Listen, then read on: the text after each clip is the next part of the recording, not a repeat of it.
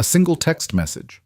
That's all it took to destroy Serena Vale's life and drag her straight into the crosshairs of Boston's most dangerous crime lord. One wrong number, one desperate plea for help.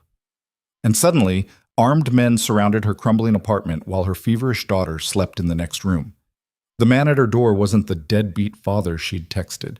He was Lucian Moretti, cold, lethal, and holding secrets that could ignite a war across the East Coast. Her ex-boyfriend had stolen from the wrong people.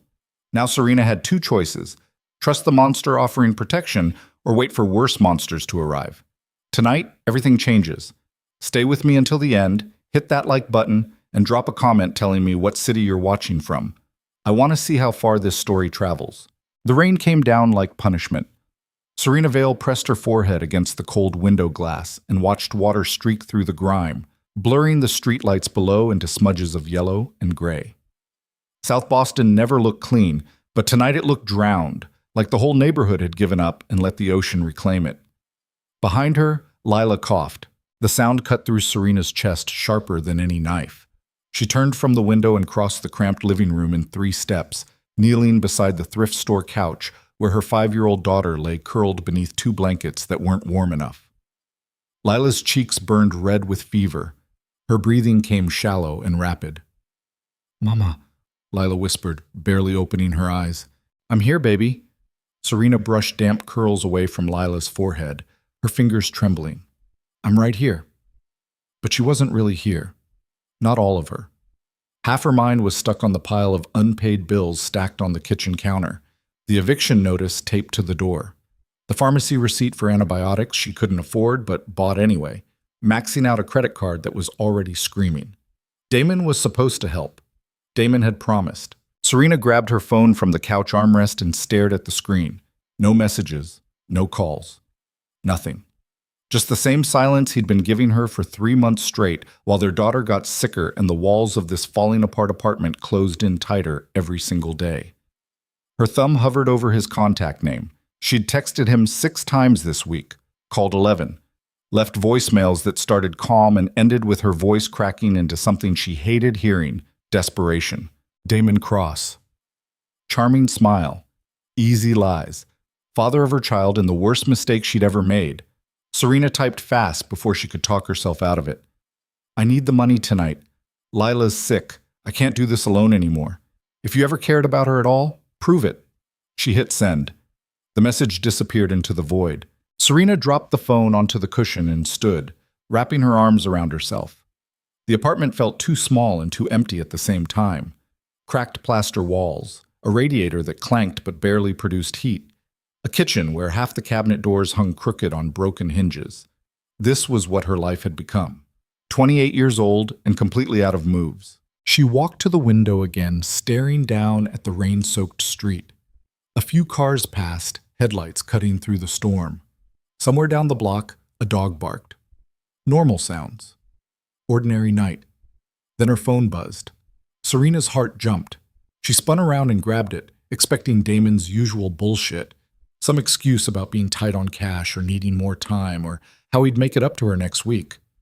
But the message that appeared made her blood stop. Serena Vale, 447 West 8th Street, apartment 3B. Your daughter is Lila. She's 5 years old. She has pneumonia. Serena's hands went numb. The phone almost slipped from her grip. She read the message again, then a third time. Her address. Her full name. Lila's condition. Details no stranger should know. Another message appeared. You texted the wrong number. Her breath came short and fast. The room tilted sideways. She grabbed the edge of the couch to steady herself, mind racing through possibilities that all felt wrong. Wrong number? How could she? She opened her messages and scrolled up to the text she'd just sent. Her stomach dropped through the floor. The contact name said Damon, but the number below it was different. 1 digit off. She must have fat-fingered it when she saved his new number last month after he changed phones again. Always changing phones. Always one step ahead of something. Oh God. Oh God. What had she done? The phone buzzed again. Look outside your window. Serena's legs moved before her brain caught up. She stumbled to the window and looked down at the street. Black SUVs. 3 of them.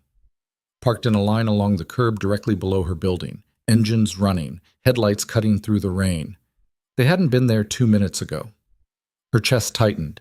She backed away from the window, hitting the wall behind her. The phone buzzed again. She didn't want to look, didn't want to see what came next. But she looked anyway. Your ex-boyfriend stole something from me, something very valuable. Now I need to know if you're involved. Serena's vision blurred, her knees buckled. She slid down the wall until she hit the floor, gasping for air that wouldn't come. This wasn't happening. This couldn't be real. Damon had stolen something? From who? Another buzz. I'm coming upstairs. Don't run. Don't call anyone. If you try, this gets much worse. Footsteps echoed in the hallway outside. Heavy, deliberate. Multiple people moving in sync. Serena scrambled to her feet and ran to Lila, scooping her daughter into her arms. Lila whimpered, half asleep, burning with fever. Serena held her tight and backed toward the far corner of the room, eyes locked on the door. The footsteps stopped outside. Silence. Then a knock. 3 slow, deliberate strikes against the wood. Serena's voice came out barely above a whisper. Who's there? No answer. Another knock, louder this time. I said, who's there? Her voice cracked. A man's voice came through the door, deep, calm, controlled. My name is Lucien Moretti. Open the door, Ms. Vale. We need to talk. Moretti. The name hit her like a fist to the ribs. She'd heard that name before. Everyone in Boston had. Whispered in bars. Mentioned in news reports that never said enough. The Moretti family controlled half the city's underground, gambling, extortion, smuggling routes that stretched from the harbor to Montreal, and their leader was standing outside her door. I don't know anything, Serena called out, hating how her voice shook. I don't know what Damon did. I haven't seen him in months. I know, Lucien said. That's why I'm here and not somewhere worse. Open the door. Go away. I'll call the police. No, you won't. His voice didn't rise, didn't need to. Because if the police come, other people will know where you are. People who won't knock first. People who won't give you a choice. Open the door now, or I'll open it myself. Serena looked at Lila, then at the door, then at the window. No fire escape. 3rd floor. Nowhere to run. She crossed the room on shaking legs and slid the chain lock free. Her hand hovered over the deadbolt. Just you, she said. Nobody else comes in. Agreed. She opened the door. Lucien Moretti stood in the hallway like he'd been carved from stone and fitted into an expensive charcoal suit that probably cost more than 3 months of her rent. Tall, broad-shouldered, face all hard angles and sharp edges, with ice-gray eyes that looked straight through her like she was made of glass. He wasn't alone. 2 men flanked him, both armed, both watching her with the kind of stillness that came from knowing exactly how dangerous they were. Lucien stepped inside without asking. The 2 men stayed in the hall. He closed the door behind him and looked around the apartment, taking in the cracked walls, the broken furniture, the pile of medical bills on the counter. His expression didn't change, didn't judge, just observed. Then his eyes landed on Lila, still clutched in Serena's arms. She needs a hospital, he said. I know that. Serena's voice came out sharper than she intended. I'm handling it. You're not. Lucien pulled his phone from his pocket and typed something fast. My doctor will be here in 20 minutes. I don't want your help. You don't have a choice. He slid the phone back into his jacket and met her eyes. Damon Cross stole classified files from my organization. Information about alliances, routes, people who don't appreciate being exposed. He's been missing for 3 days. I need to find him before someone else does. And I need to know if you helped him. I didn't help him do anything, Serena said. I can't even get him to answer my calls. When did you last see him? 2 months ago, maybe longer. He came by, played with Lila for an hour, promised he'd send money. Then nothing. Lucien studied her face like he was reading a book written in a language only he understood. You're telling the truth. Of course I'm telling the truth. Why would I lie? Because people lie to me constantly, Lucien said, usually right before they die. The words dropped into the room like stones into deep water. Serena's arms tightened around Lila. Get out. Not yet. Lucien walked to the window and looked down at the street. Do you know what Damon took? No. Encrypted records, names, dates, Financial transactions linking organized crime to federal informants and political donors. Whoever has those files controls leverage over half the eastern seaboard. He turned back to face her. 3 different syndicates are hunting him right now. Russian, Irish, triad networks out of New York. When they find him, they'll kill him. But first, they'll come here. Serena's breath caught. Why? Because you're the mother of his child. Because you're leverage. Because desperate men do terrible things when they're running out of time. Lucien crossed the room and stopped 3 feet away from her, close enough that she could see the faint scar cutting through his left eyebrow. You have 2 options, Ms. Vale. Come with me tonight, and I'll make sure you and your daughter are protected. Or stay here, and I'll leave 2 men outside to watch the building. When the others come, and they will come, you'll be on your own. That's not a choice. No, Lucien agreed. It's not. Serena looked at Lila, then at the door, then back at Lucien. Every instinct screamed at her not to trust this man, but every instinct had also told her to trust Damon once, and look where that got her. If I go with you, she said slowly, what happens? You stay at my estate until this is resolved. You'll have your own suite, medical care for your daughter, security, privacy. When it's over, you walk away. Just like that. Just like that. And if I say no? Lucien's expression didn't change. Then I hope you're a better shot than you look. The lights flickered. Serena's heart slammed against her ribs. Coincidence. Had to be coincidence. Just the storm knocking out power somewhere down the... Gunfire erupted outside. The window exploded inward in a spray of glass and rain. Serena screamed and dropped to the floor, covering Lila with her body. Bullets punched through the walls, splintering plaster and wood. Somewhere below, tires squealed. Men shouted in a language she didn't recognize. Lucien moved. 1 second he was standing. The next he had a gun in his hand and was dragging Serena toward the hallway, moving so fast she barely kept her feet under her. The door burst open. His 2 men rushed inside, weapons raised, returning fire through the shattered window. South stairwell, one of them barked. Russians, at least 6. Lucien didn't hesitate. He pulled Serena into the hallway and shoved her toward the back stairs. Move, now. Lila, I've got her. He lifted Lila from Serena's arms like she weighed nothing, cradling her against his chest with one arm while keeping his gun raised with the other. Go. Serena ran. The hallway stretched forever. Behind them, gunfire echoed through the building, sharp cracks that made her eardrums scream. Doors opened. Neighbors shouted. Someone was crying. They hit the stairwell and flew down 3 floors, taking steps 2 at a time. Serena's lungs burned. Her legs shook. She nearly fell twice, catching herself on the railing just before her knees gave out. Ground floor. Lucien kicked open the back exit and pulled her into an alley where rain hammered down so hard she could barely see. One of the black SUVs waited at the curb, engine running, back door open. Get in. Serena dove into the back seat. Lucien slid in beside her, still holding Lila. The door slammed shut.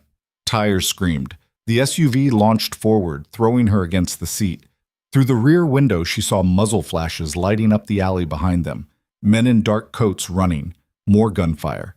Then they turned a corner and the scene disappeared into rain and darkness. Serena couldn't breathe. Couldn't think. Her hands were shaking so hard she had to press them against her thighs to make them stop. Lucien carefully transferred Lila back into her arms. The little girl was awake now, eyes wide with fear, but she didn't cry. Just clutched Serena's shirt with both fists and buried her face against her mother's neck. You're okay, Serena whispered, kissing Lila's forehead. You're okay, baby. I've got you. But she didn't have her. Not really. She didn't have anything anymore. The SUV raced through flooded streets, weaving between cars, running red lights. Serena watched the city blur past through rain-streaked windows. Every block took her farther from the only life she'd ever known. Where are we going? She asked. Lucien was typing on his phone, jaw tight, eyes cold. Somewhere safe. That's not an answer. It's the only one you're getting right now. He finished typing and looked at her, really looked at her. Something in his expression softened, just a fraction, just for a second. Your daughter needs medical attention. My doctor is meeting us at the estate. After that, We'll talk. About what? About why Damon was watching you. Serena's blood turned to ice. What? Lucien pulled a tablet from the seat pocket in front of him and handed it to her. The screen showed a photo. Her apartment building. Taken from across the street. Zoomed in on her window. There were more. Serena walking Lila to daycare. Serena at the grocery store. Serena standing at the bus stop in the rain, looking exhausted and lost. Dozens of them. All taken within the last 2 months. We found these on a laptop in one of Damon's safe houses, Lucien said, along with fake passports, plane tickets to Sao Paulo, and a go bag packed with clothes for a 5-year-old girl. Serena's vision tunneled. The tablet slipped from her hands. He was planning to take her, she whispered. Yes. He was going to steal my daughter and disappear. Yes. The SUV turned onto a highway. Rain hammered the roof. Serena held Lila tighter and stared at nothing, her mind trying to process something too big and too horrible to fit inside her skull. Damon had been planning to kidnap Lila, the man she'd loved, the man she'd trusted with her body and her heart and her future. He'd been watching them like prey. I need you to understand something, Lucien said quietly. Damon Cross is not who you think he is. He's not a deadbeat father or a charming loser who makes bad choices. He's a professional thief who spent 6 months working for my organization specifically to gain access to those files. Everything he did, including starting a relationship with you, was part of a long-term plan. Serena couldn't speak, couldn't move. I know this is difficult, Lucien continued, but I need you to focus. Damon is still out there. He still has the files, and he will come for Lila eventually because she's the only leverage he has left. So I'm going to ask you a question, and I need you to be honest. Do you know where he is? Serena shook her head. Has he contacted you recently? Any calls, emails, messages from unknown numbers? No, nothing. Lucien studied her face again, then nodded. I believe you. The SUV exited the highway and climbed a winding road that hugged the coastline. Through breaks in the rain, Serena caught glimpses of the Atlantic, black water stretching toward a darker horizon. They passed through a gate flanked by stone pillars and armed guards. The road curved upward through manicured grounds lit by subtle landscape lighting. Trees bent in the wind. Rain turned the driveway into a river. Then the estate appeared, massive, modern, all glass and steel and sharp angles jutting out over the cliff edge like a ship made of stone. Lights glowed warm behind floor-to-ceiling windows. The ocean roared somewhere below, invisible in the darkness. The SUV stopped under a covered entrance. The driver opened Serena's door. She climbed out on legs that barely held her weight, still clutching Lila. A woman in a white coat stood waiting just inside the entrance, late 50s, gray hair pulled back, eyes sharp and assessing. This is Dr. Chen, Lucien said, stepping up beside Serena. She'll take care of your daughter. Dr. Chen approached and smiled, genuine warmth cutting through the tension. Hello, sweetheart, she said softly to Lila. My name is Dr. Chen. I'm going to make you feel better, okay? Lila looked at Serena with frightened eyes. It's okay, baby, Serena whispered. I'll be right here the whole time. Dr. Chen led them through a massive entrance hall with marble floors and vaulted ceilings that swallowed sound. They climbed a curved staircase to the second floor and entered a suite that was bigger than Serena's entire apartment. Cream-colored walls, plush carpet, a king-size bed with crisp white linens, floor-to-ceiling windows overlooking the ocean, an adjoining sitting room with a couch and armchairs arranged around a fireplace that was already burning. Dr. Chen set up her equipment on a table near the bed, while Serena laid Lila down and brushed her hair back from her feverish face. You're doing great, Serena murmured. Just let the doctor help you, okay? Lila nodded weakly. Dr. Chen worked quickly and efficiently, checking Lila's temperature, listening to her lungs, asking quiet questions. She drew blood, administered antibiotics through an IV line, gave her medication to bring the fever down. Through it all, Serena sat on the edge of the bed holding Lila's hand, whispering reassurances she barely believed herself. Lucien stood near the door, watching in silence. 30 minutes later, Dr. Chen packed up her equipment and smiled. She's going to be fine. The antibiotics will start working within a few hours. Keep her hydrated and let her rest. I'll check on her again in the morning. Relief hit Serena so hard she nearly collapsed. Thank you. Thank you so much. Dr. Chen squeezed her shoulder, then left. The room fell silent except for the crackle of the fire and the distant roar of the ocean. Lila's breathing had already evened out, the medication pulling her towards sleep. Serena sat beside her, stroking her hair, not trusting herself to speak. Lucian crossed the room and stopped a few feet away. There are clothes in the closet, toiletries in the bathroom. If you need anything else, use the phone on the nightstand. Someone will bring you food within the hour. Serena didn't look at him. What happens now? Now you rest. That's not what I meant. Lucian was quiet for a moment. Then, tomorrow we start looking for Damon, and you're going to help me find him. Why would I do that? Because he was planning to take your daughter and disappear forever.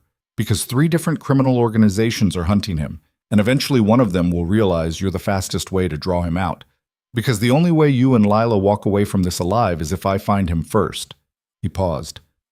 And because despite everything I am, I'm the only person in this city who can protect you. Serena finally looked up at him. You're a criminal. Yes. You've killed people. Yes. And I'm supposed to trust you? Lucian's expression didn't change. Trust me or don't. But understand this, Damon Cross is already dead. He just doesn't know it yet. The only question is whether you survive long enough to see it happen. He turned and walked to the door. Wait, Serena called out. Lucienne stopped, hand on the door frame, and looked back. Why are you doing this? She asked. Why not just let them kill me? Why protect us at all? For the first time since she'd met him, something that might have been emotion flickered across Lucien's face. He looked at Lila sleeping peacefully for the first time in days, then back at Serena. Because children don't deserve to pay for their parents' mistakes, he said quietly. Then he left, closing the door behind him. Serena sat in the firelight, holding her daughter's hand, listening to the storm rage outside. She thought about the apartment she'd never see again, the life she'd been struggling to hold together, the man she'd once loved who'd been planning to destroy her all along. And she thought about the dangerous stranger who'd just offered her the only protection she had left. Somewhere in the mansion below, footsteps echoed. Men spoke in low voices. Doors opened and closed. Serena looked down at Lila, fever already breaking, color returning to her cheeks, breathing easy for the first time in weeks. Whatever came next, whatever price she'd have to pay, at least her daughter was safe tonight. That would have to be enough. But as she sat there in a borrowed room inside a criminal empire, watching rain streak down windows that overlooked an ocean as black as the secrets drowning beneath it, Serena Vale realized one terrible truth. She had no idea what Lucian Moretti really wanted from her, and by the time she found out, it might already be too late to run. Serena woke to silence. Not the kind of silence she knew from her apartment, the hum of traffic, distant sirens, neighbors arguing through thin walls. This was thick silence. Heavy. The kind that pressed against her eardrums and made her aware of her own heartbeat. She opened her eyes and stared at an unfamiliar ceiling. White. Perfect. Too perfect. Then everything from the night before crashed back into her skull. The gunfire. The SUVs, Lucian Moretti's gray eyes watching her like she was a puzzle he hadn't decided whether to solve or destroy. Damon planning to kidnap Lila. Her chest tightened. She sat up fast, head spinning, and looked toward the bed where Lila had been sleeping. Empty. Panic shot through her like electricity.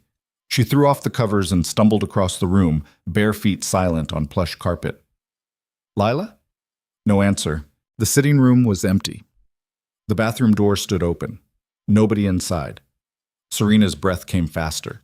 Her hand shook as she grabbed the door handle and yanked it open, ready to tear through the entire mansion, screaming her daughter's name. Then she heard it. Laughter. Lila's laughter. Coming from somewhere downstairs. Serena followed the sound through hallways that felt more like a museum than a home. Marble floors, abstract paintings on white walls, floor-to-ceiling windows revealing the Atlantic stretching gray and restless beneath morning clouds. Everything clean, everything controlled.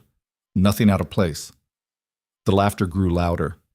She rounded a corner and stopped. A massive kitchen opened before her, all stainless steel and granite countertops and windows overlooking manicured gardens that dropped away toward the cliff edge. Lila sat at an island in the center, swinging her legs, eating pancakes shaped like animals. Her fever was gone.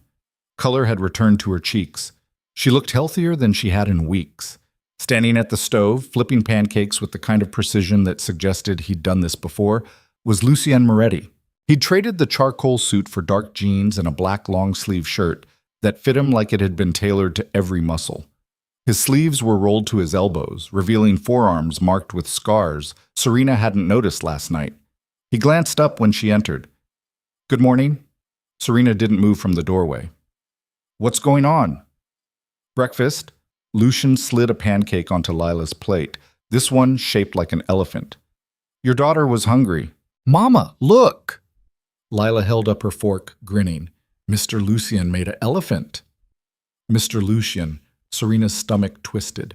She crossed the kitchen and pulled Lila into a tight hug, checking her over, temperature normal, breathing clear, eyes bright. Relief and rage fought for dominance in her chest. "You can't just take her out of the room without telling me," Serena said, looking at Lucien over Lila's shoulder. "You were asleep," Lucien replied calmly. "She was awake and asking for food. Dr. Chen already examined her this morning. Clean bill of health." "I don't care. She's my daughter. You don't make decisions about her without asking me first." Something flickered in Lucian's eyes. Not anger. Something colder. "Understood." He turned back to the stove. Serena pulled out the chair beside Lila and sat down, not trusting her legs to hold her much longer. Adrenaline still buzzed through her veins. Her hands wouldn't stop shaking. A woman appeared from a doorway Serena hadn't noticed.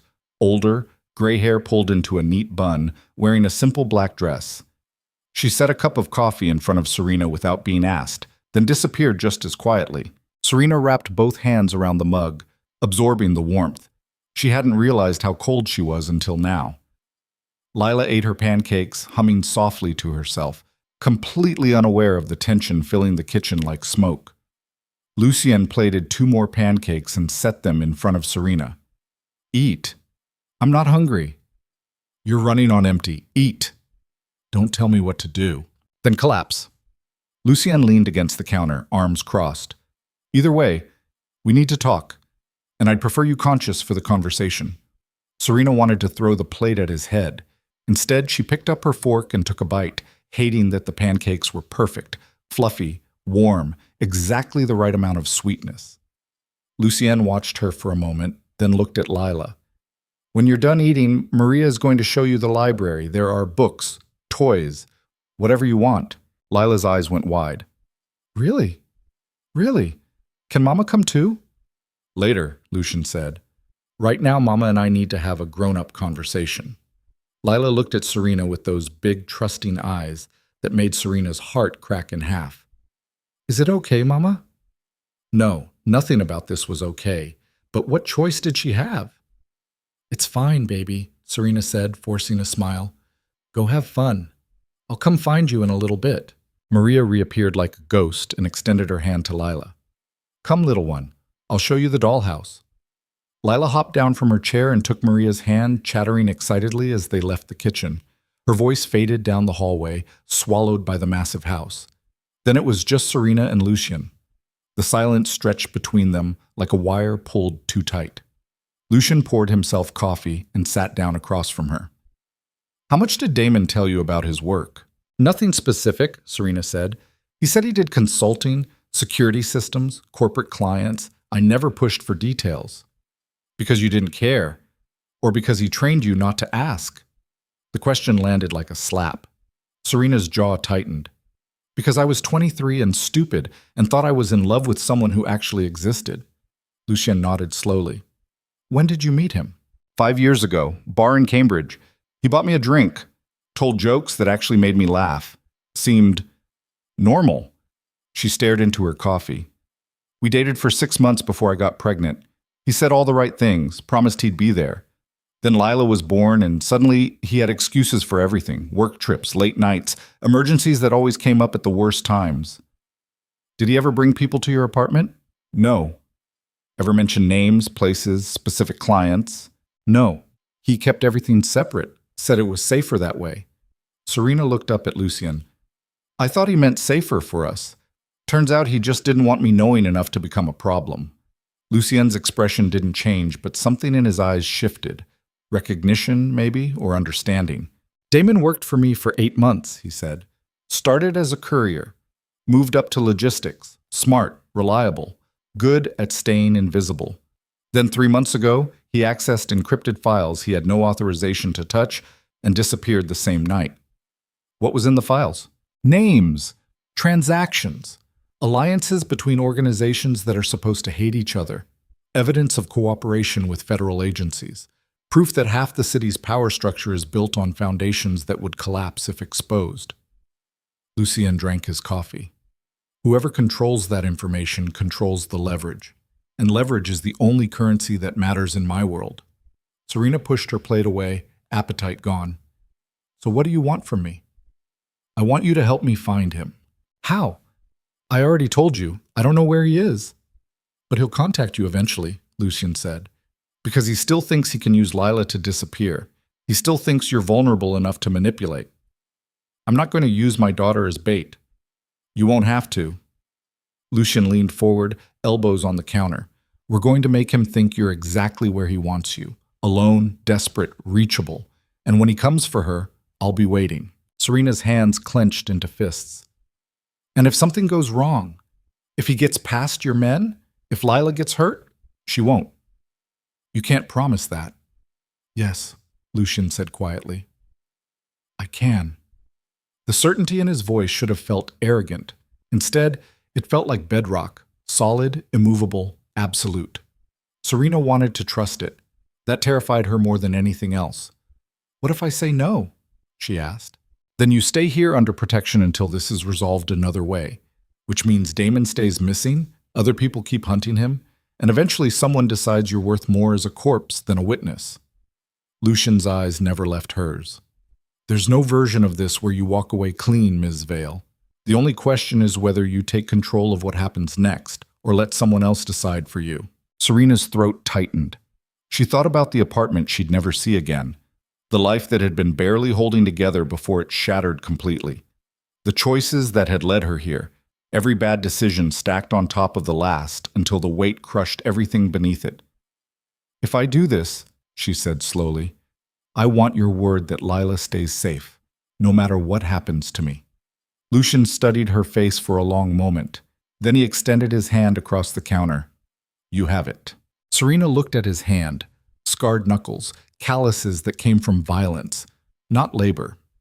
The hand of a man who'd built an empire on brutality and control. She shook it anyway. His grip was firm, warm, gone as quickly as it came. Good, Lucien said. Now, finish your breakfast. We have work to do. Saved. The next 3 days blurred together like a fever dream. Lucien's estate became Serena's entire world. She learned its rhythms, the silent guards stationed at every entrance, the cameras hidden in crown molding, the way conversations stopped when she entered rooms. She learned which hallways led where, which doors stayed locked, which windows overlooked the ocean, and which overlooked the grounds where men trained with weapons she tried not to think about. Lila thrived. That was the worst part. Her daughter had never been healthier, never smiled more, never felt safer. She spent hours in the library with Maria, building pillow forts and reading books with gilded pages. She explored the gardens under the watchful eyes of guards who smiled at her and pretended to be gardeners. She ate 3 meals a day and slept through the night without coughing herself awake. And she adored Lucien. Serena watched it happen with a sick feeling in her stomach.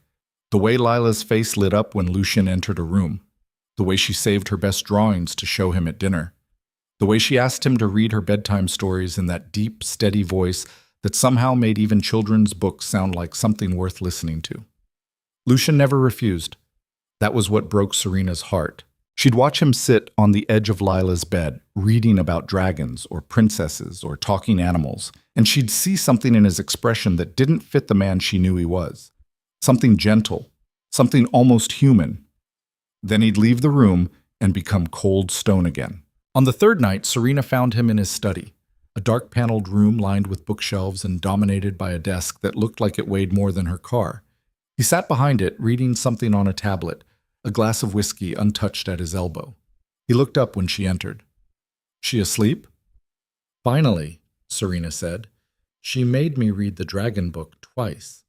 It's a good book. It's 70 pages long. Something that might have been a smile flickered across Lucian's face, then disappeared. He set down the tablet. You didn't come here to discuss children's literature. No.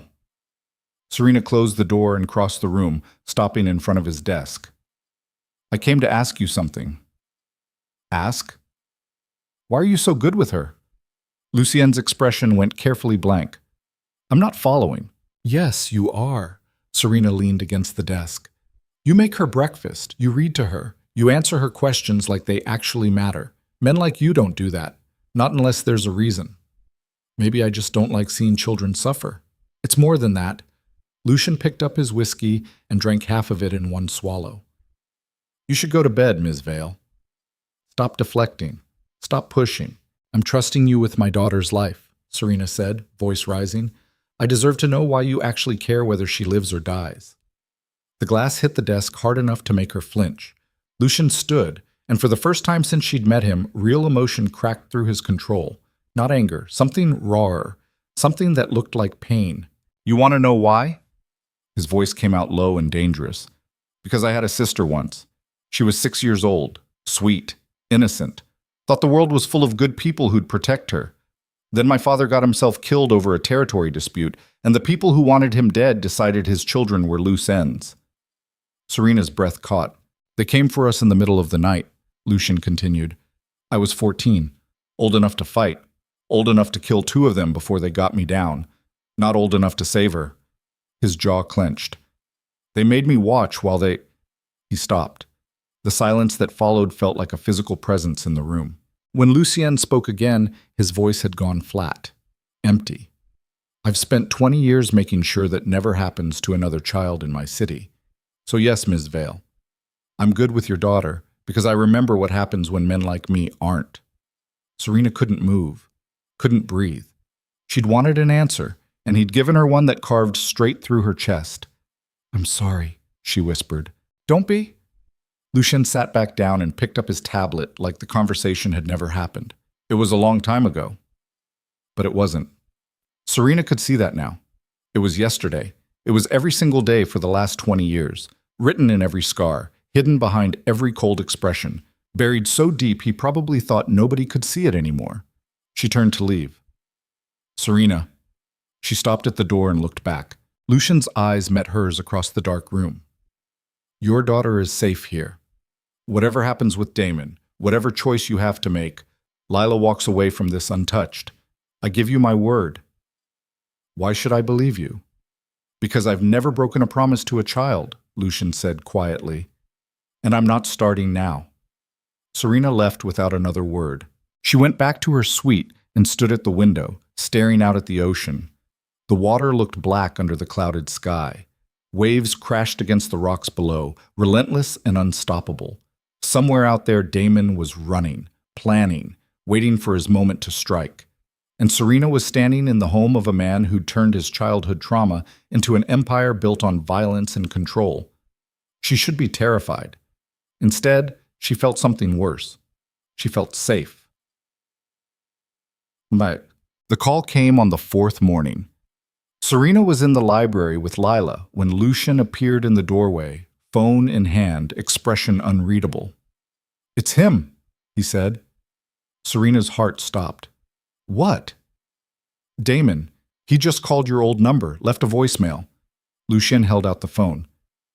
You need to hear this. Serena stood on shaking legs and crossed the room, taking the phone with hands that had gone numb. She pressed it to her ear. Damon's voice filled her head. Serena, baby, I know you're scared. I know things got crazy, but I need you to listen to me, okay? I need you to trust me one more time. His voice sounded rough, exhausted. I'm in trouble, bad trouble, but I can fix this. I can make everything right. I just need to see Lila, just once, to say goodbye before I disappear. Please, Serena. She's my daughter too. I deserve that much. The message ended. Serena stood frozen, phone still pressed to her ear, Damon's words echoing in her skull. He thinks you're still at the apartment, Lucian said. He doesn't know you're here. How do you know? Because if he knew, he wouldn't be calling. He'd be running faster. Lucien took the phone back. He's testing you, seeing if you'll respond, seeing if you're still vulnerable enough to manipulate. Serena's hands clenched into fists. What do I do? You call him back. You tell him you want to meet. Somewhere public, somewhere he'll feel safe. Lucien's eyes locked onto hers. And then we take him. Just like that? Just like that. Serena looked at Lila, still playing with dolls on the library floor, completely unaware that her father, the man who'd planned to kidnap her, was reaching out from whatever hole he'd been hiding in. What if he runs? Serena asked. He won't. Not if he thinks you're alone. Not if he thinks he still has a chance to get what he wants. And what does he want? Leverage, Lucien said. Something he can trade for safe passage out of the country. Right now, that's Lila. Later, it'll be you. He'll keep taking until there's nothing left to take. Serena's throat tightened. She thought about the man she'd loved 5 years ago. The man who'd made her laugh, who'd held her when she was scared, who'd promised to be there forever. That man had never existed. Okay, she said, I'll do it. Lucien pulled out his own phone and typed something fast. We'll set it up for tomorrow. Neutral location. My men will be in position before you arrive. You'll wear a tracker. The second Damon shows his face, we move. And if something goes wrong, nothing will go wrong. You can't know that. Lucien stepped closer, near enough that she could see the faint stubble on his jaw, the thin scar cutting through his eyebrow. I've been hunting men like Damon Cross since I was 15 years old. He's good, but I'm better, and I have something he doesn't. What? A reason to make sure you survive this. The words hit her like a punch to the sternum. Serena searched his face, looking for the lie, looking for the angle. But all she saw was cold certainty and something else, something that looked almost like protective fury. Why do you care? She whispered. Lucien's jaw tightened. For a moment she thought he wouldn't answer. Then, because you remind me of someone I couldn't save. He turned and left before she could respond. Serena stood in the library, heart pounding, mind racing. Behind her, Lila laughed at something Maria said. The sound felt impossibly fragile, like glass about to shatter. Tomorrow she'd face the man who'd destroyed her life. Tomorrow she'd step into the crossfire and pray Lucien Moretti's promises were stronger than Damon Cross's lies. Tomorrow, everything would change. She just didn't know if she'd survive it. The cafe sat on the waterfront in a neighborhood that had seen better decades. Faded brick, rusted fire escapes, windows covered in salt spray and grime, the kind of place where nobody asked questions and nobody remembered faces. Perfect for a meeting nobody wanted traced. Serena sat at a corner booth with a cold cup of coffee she hadn't touched, watching rain hammer against the windows. The ocean beyond looked gray and violent, waves smashing against the pier with enough force to shake the building's foundation. She wore jeans and a jacket Lucien's people had provided, fitted, dark, with a tracker sewn into the lining that felt like a lead weight against her ribs. 3 blocks away, Lucien waited with a team of armed men. Snipers watched from rooftops. Surveillance cameras had been repositioned to cover every angle. The entire operation had been planned down to the second. All Serena had to do was sit here and wait for the man who'd ruined her life to walk through the door. Her phone buzzed. I'm outside. Alone? Serena's hands shook as she typed back. Yes, just me.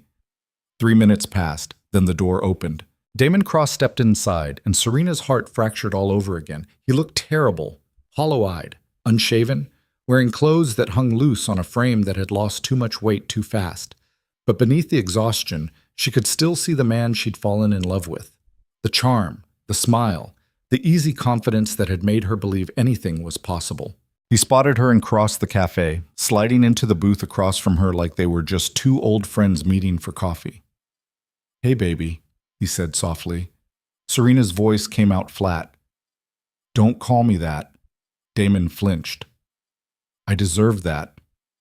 You deserve worse. I know. He ran a hand through his hair. I know I fucked up. I know I hurt you, but I need you to understand everything I did to protect you and Lila. The lie landed so smoothly it almost sounded real. Serena's fingernails dug into her palms. You were planning to kidnap her. What?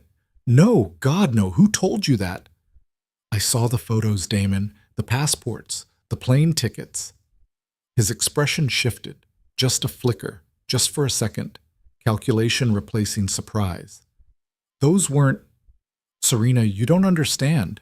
I was building us an escape plan, in case things went bad, in case the people I was working for turned on me. Lucien Moretti, Damon's face went white. He got to you. He saved me after your Russian friends tried to kill me. The Volkovs aren't my friends. They're hunting me just like everyone else. Damon leaned forward, voice urgent. Baby, listen. Moretti is lying to you. He's using you to get to me. Once he has what he wants, he'll kill both of us. You and Lila. He doesn't leave witnesses. Serena wanted to believe him. Part of her, the part that still remembered what it felt like to love this man, wanted so desperately to believe him. But she'd seen Lucien read bedtime stories to her daughter. She'd watched him make elephant-shaped pancakes. She'd heard the pain in his voice when he talked about his sister. And she'd seen the calculation in Damon's eyes just now, the performance, the lie. Where are the files? She asked. Damon blinked. What? The files you stole, where are they? I don't... Oh, stop lying. Serena's voice cracked. Just for once in your life, stop fucking lying to me. Damon stared at her across the table. Then something in his expression hardened. The charm dissolved. What remained was cold and sharp and utterly unfamiliar. You really don't know anything, do you? He said quietly. You're just playing a role Moretti wrote for you, dancing on his strings like a good little puppet. At least I know whose strings I'm dancing on. Damon laughed, bitter, humorless. You think he's protecting you? He's protecting his empire. The second those files go public, half his alliances collapse. He loses New York, loses the harbor routes, loses everything he spent 20 years building. And you know what the worst part is? What? You were never supposed to be part of this. Damon's voice dropped lower. I did love you, Serena. 5 years ago, when we met, that was real. But then you got pregnant, and suddenly I had a weakness, something people could use against me. So I had to choose between keeping you safe and keeping myself alive. You chose yourself. Every single time. Damon stood. And I'm choosing myself again right now. He pulled a gun from his jacket. Serena's blood turned to ice. Don't move, Damon said quietly. Don't scream. We're walking out of here together, nice and calm. And then you're going to take me to Lila. She's not here. I know, she's at Moretti's estate. You're going to call him and tell him you want to bring me in, that I'm cooperating, that I'll trade the files for safe passage. His eyes had gone dead. Shark-like. And when he drops his guard for 1 second, 1 fucking second, I'm putting a bullet in his skull and disappearing forever. Serena's mind raced. Lucien's men were 3 blocks away. Too far. The tracker would tell them something was wrong, but by the time they arrived, Damon could have dragged her into a car. Could have put a gun to her head. Could have... The door exploded inward, glass shattered, wood splintered. Men in tactical gear flooded the cafe like a black wave. But they weren't Lucien's men. They wore different uniforms, moved with different precision, and the patches on their shoulders showed a symbol Serena recognized from the tablet Lucien had shown on her days ago. Volkov. Damon's face went white. No, they weren't supposed to... Gunfire erupted. Serena hit the floor as bullets tore through the cafe. Tables exploded, windows shattered, coffee machines burst apart in sprays of scalding liquid and steam. Damon dove over the booth, firing back with his pistol. Return fire chewed through the vinyl where his head had been seconds ago. Then the front window exploded completely, and Lucien Moretti came through it like violence given human form. He moved faster than should have been possible. 2 shots. 2 bodies dropped. He rolled behind the counter as automatic weapons fire tracked him, concrete and tile exploding where he'd just been standing. More men poured through the door. The cafe had become a war zone. Serena crawled toward the back, glass cutting her palms, ears ringing from the constant percussion of gunfire. She had to get out, had to find cover, had to... Hands grabbed her shoulders and yanked her upright. Damon. His face was wild. Blood ran from a cut above his eye. Move! He dragged her toward the kitchen, firing blindly behind them. A Volkov soldier appeared in their path. Damon shot him twice in the chest. The man went down hard. They burst into the kitchen, stainless steel counters industrial stoves, a back door that led to the alley. Damon shoved Serena toward it. Go! Now! What about... An explosion rocked the building. The ceiling buckled, pipes burst, steam and smoke filled the air. Through the chaos, Serena saw Lucian fighting 3 men at once, saw him break one's arm with a move too fast to follow, saw him put another down with a shot that seemed impossible from that angle. Then she saw him look at her. Their eyes met across the burning cafe. And in that split second, Serena understood what Lucian had been trying to tell her all along. She wasn't bait. She was the target. The Volkovs hadn't come for Damon. They'd come for her. Move! Damon screamed, shoving her toward the door. But before Serena could take another step, Lila's voice, impossibly, terrifyingly, came from somewhere above them. Mama? Serena's heart stopped. She looked up. Through the smoke and chaos and flames beginning to lick up the walls, she saw the impossible. Lila stood on the second-floor landing, held in the arms of a man Serena had never seen before, a man whose smile was all teeth and cruelty, a man who pressed a knife against her daughter's throat. And in that moment, Serena Vale realized the truth Lucian had been protecting her from all along. This had never been about the files. It had always been about her, about Lila, about the one thing Damon Cross had left in this world that anyone would kill to possess. The cafe burned around them. Damon raised his gun. Lucian shouted something Serena couldn't hear over the roar of flames and gunfire. And Serena understood there was no escape anymore. No running, no hoping someone else would save her. The point of no return had arrived, and she was standing at its edge watching her daughter's life hang in the balance, held hostage by a nightmare she didn't even know existed. Time fractured into fragments of nightmare. Serena's scream tore from her throat, raw and primal, a sound she didn't recognize as human. Her legs moved without conscious thought, propelling her toward the stairs where a stranger held a knife to her daughter's throat. Lila's eyes were wide with terror, too wide, the kind of fear that would live in her skull forever if she survived the next 60 seconds. Lila! The man holding her laughed, not the practiced villain's laugh from movies. This was genuine amusement, the sound of someone who enjoyed watching mothers break in real time. Stay where you are, Ms. Vale. His accent was thick, Russian. The knife pressed tighter against Lila's skin. A thin line of red appeared. Or I open her throat and you watch her drown in her own blood. Serena froze halfway across the burning cafe. Smoke filled her lungs. Heat from the spreading fire turned the air into soup. Around her, gunfire still echoed, Lucien's men trading shots with Volkov's soldiers in a battle that had stopped mattering the second Lila appeared. How? Serena's voice cracked. How did you... Get her? The man smiled, crooked teeth, dead eyes.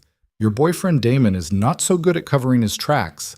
We've been following him for days, watching, waiting, learning about his beautiful daughter, learning about you.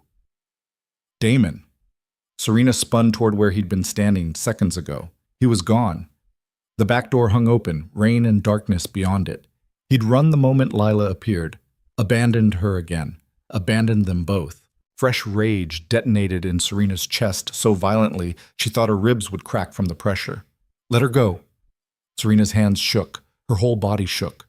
Whatever you want, money, information, anything, just let her go. What I want, the Russian said, is very simple. The files your boyfriend stole. He uploads them to secure server with Dead Man's Switch, timer counting down. If he does not stop it, everything goes public. Federal investigations, arrests, wars between families. He tilted his head. Mr. Moretti loses his empire. We take what's left. But first, we need the encryption key. I don't have it. No, but Damon does. And he will give it to us to save his daughter. Won't he? The man's smile widened, and Serena understood. This wasn't about her, wasn't about Lucien, wasn't even about the files. This was about leverage. They'd taken Lila to force Damon's hand, to make him give up the one thing keeping him alive, the threat of exposure. But Damon had already shown exactly what he valued most, and it wasn't his daughter. He ran, Serena said, voice hollow. He left her. He's not coming back. The Russian's smile faltered. You're lying. I'm not. Look for yourself. He went out the back the second you showed up. He cares about one person in this world, and it's himself. For the first time, uncertainty flickered across the man's face. He glanced toward the back door, then at Lila, then at Serena. That 1-second distraction was all Lucien needed. He moved like a ghost made of violence. One moment he was 20 feet away. The next he was on the landing, gun raised, firing 3 shots so fast they sounded like one continuous explosion. 2 of the Russians' men dropped. The third took a bullet through his shoulder and stumbled backward, screaming. The man holding Lila yanked her in front of him like a shield. The knife pressed harder. Blood ran down Lila's neck in a thin stream. "Drop it!" he screamed at Lucien. "Drop the gun or I kill her right now!" Lucien's weapon didn't waver. His eyes had gone colder than winter ocean water. "Let her go and you walk out of here alive." "You think I'm stupid? You think I believe—" Lucien fired. The bullet took the man's right ear off. He screamed. The knife wavered. His grip on Lila loosened for half a second. Serena didn't think. She grabbed a piece of broken table leg and hurled it with everything she had. It wasn't heavy enough to do damage, but it distracted him for 1 more second. 1 more second was enough. Lucien closed the distance in 3 strides. His left hand struck the Russian's wrist with surgical precision. Bones cracked. The knife clattered away. His right hand grabbed the man's throat and slammed him against the wall so hard, plaster cracked. Lila stumbled free. "Mama!" Serena caught her daughter and pulled her close, both of them falling to their knees on the smoke-filled landing. She wrapped her arms around Lila and checked the cut on her neck. Shallow, already clotting, not deep enough to scar. Behind them, Lucien's fist connected with the Russian's face 3 times in rapid succession. The third impact rendered the man unconscious. Lucien let him drop and turned to Serena. "Are you hurt?" Serena shook her head, couldn't speak, could barely breathe. Lucien pulled out his phone and barked orders in a voice that cut through chaos like a blade. More men appeared. His men, wearing tactical gear that matched the snipers she knew were watching from rooftops. They swept through the cafe with military efficiency, securing Volkov soldiers who were still breathing and removing those who weren't. The whole operation took 90 seconds. Then Lucien was kneeling beside her, checking Lila's neck with hands that were gentle, despite the blood covering his knuckles. "We need to move," he said quietly. "More will come. This was just the opening move." "How did they get her?" Serena's voice came out strangled. "You said she was safe. You promised—" "Someone inside my organization sold her location." Lucien's jaw clenched. "Someone I trusted. I'll find them. But right now we need to get you both out of here." He scooped Lila into his arms like she weighed nothing.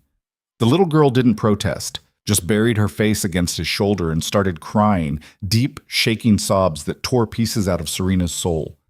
They moved through the burning cafe and out into the alley where armored SUVs waited. Rain hammered down. The ocean roared somewhere close. Sirens wailed in the distance, growing louder. Lucien deposited them in the back seat of the lead vehicle and slid in beside them. The convoy pulled away before the doors fully closed, tires screaming on wet pavement. Serena held Lila and stared at nothing while her mind tried to process what had just happened. Damon had run. Again. Left his daughter to die rather than risk himself. The man she'd loved. The man she'd built a life around. The man she'd made excuses for through 5 years of disappointment and broken promises. He'd looked their daughter in the eyes and chosen to save himself. Something inside Serena's chest turned to stone. "Where is he?" Her voice came out flat. "Dead." Lucien was typing on his phone, coordinating something. He glanced up. "We're tracking him. He won't get far. I want to be there when you find him." Serena, "Shul, I want to be there." She looked at Lucien with eyes that felt like they belonged to someone else. Someone harder. Someone who understood that mercy was a luxury people like her couldn't afford. "I want him to see my face. I want him to know exactly what he did, and I want to watch him answer for it." Lucien studied her for a long moment. Then he nodded once. "Okay." The safe house was smaller than the estate, older. A converted warehouse near the industrial waterfront with reinforced doors and enough weapons stockpiled in the basement to supply a small army. Dr. Chen met them at the entrance and took Lila immediately, murmuring soft reassurances while she examined the cut on her neck. Maria appeared from somewhere and wrapped a blanket around the little girl's shoulders. guiding her toward a bedroom where she wouldn't have to see what came next. What came next arrived 30 minutes later. Damon Cross, dragged through the door by two of Lucien's men. His face was bruised, his shirt torn, blood ran from his nose, but his eyes were still calculating, still searching for angles. They threw him into a chair in the center of the main room. The chair was bolted to the concrete floor. Heavy restraints held his wrists and ankles. He wasn't going anywhere. Serena stood against the far wall, arms crossed, watching him struggle against the bonds. She felt nothing. No anger, no pain, just cold assessment. Lucian circled Damon like a shark evaluating prey. "Tell me about the files." "Fuck you!" Lucian's fist connected with Damon's jaw. The impact echoed through the warehouse. Damon spat blood. "You think this scares me? You think—" Another hit. This one broke his nose. Blood poured down his face. "The files," Lucian repeated. "Where are they?" "Uploaded, encrypted, dead man switch active. If I don't enter the code every 12 hours, everything goes public." Damon grinned through broken teeth. "You kill me? You lose everything. You were planning to kill your own daughter." "I was planning to disappear. Big difference. You held a gun in a cafe while she was in the building." "I didn't know she'd be there." Damon's voice rose. "I didn't know the Volkovs had grabbed her. That wasn't supposed to—" He stopped himself. Lucien leaned in close. "Wasn't supposed to what?" Damon's eyes flicked toward Serena for just a second, then away. Something cold slithered down Serena's spine. "What wasn't supposed to happen, Damon?" she asked quietly. He didn't answer. Lucian grabbed his hair and yanked his head back. "Answer her." "It doesn't matter. It matters to me." Serena pushed off the wall and crossed the room. She stopped 3 feet from Damon and stared down at the man she'd once loved. "What wasn't supposed to happen?" Damon laughed, bitter, broken. "You really don't know? After everything, you still haven't figured it out?" "Figured what out?" He met her eyes. And what she saw there made her blood freeze. Not fear, not regret, pity. "Lila was never supposed to exist," Damon said softly. "You were supposed to be a 6-month job. Get close, establish cover, move on. But you got pregnant, and suddenly I had a complication. So I had 2 choices. Walk away clean and risk you going to the cops, or stay long enough to make sure you were too invested to ask questions." Serena couldn't breathe. "I chose to stay," Damon continued, "played the deadbeat dad. Made you think I was just irresponsible instead of dangerous. Kept you focused on survival instead of investigating. It worked for 5 years. You never once asked the right questions." "You're lying." "I wish I was." Damon's voice had gone soft, almost gentle. "You were a good mark, Serena. Vulnerable, trusting, easy to manipulate. And Lila," his voice caught, just for a second. "Lila was never part of the plan, but once she existed, she became useful, leverage I could use if things went sideways, which they did." The floor tilted beneath Serena's feet. She'd known Damon was a liar, a thief, a coward. But this was something else entirely. "You used me." Her voice came out barely above a whisper. "You used our daughter." "I used everyone." Damon looked at Lucien. "Including you. You think you're so smart, so careful, but you never saw it coming, did you? Never realized I was working for someone else the whole time." Lucien's expression went deadly still. "Who?" "Someone who's been inside your organization for years. Someone so close you'd never suspect them. Someone who helped me access those files and disappear." Damon's smile was all teeth. "Someone who's about to burn your entire empire to the ground." "Give me a name." "Why? So you can kill them before they kill you?" Damon laughed. "It's too late, Moretti. The pieces are already in motion. In 6 hours, those files go public unless I stop them. And I'm not stopping them, because the person I'm working for promised me something you never could." "What?" "Freedom. Real freedom. New identity. New life. Enough money to disappear so completely even you won't find me." He looked at Serena. "And they promised me something else." Serena's hands clenched into fists. "What?"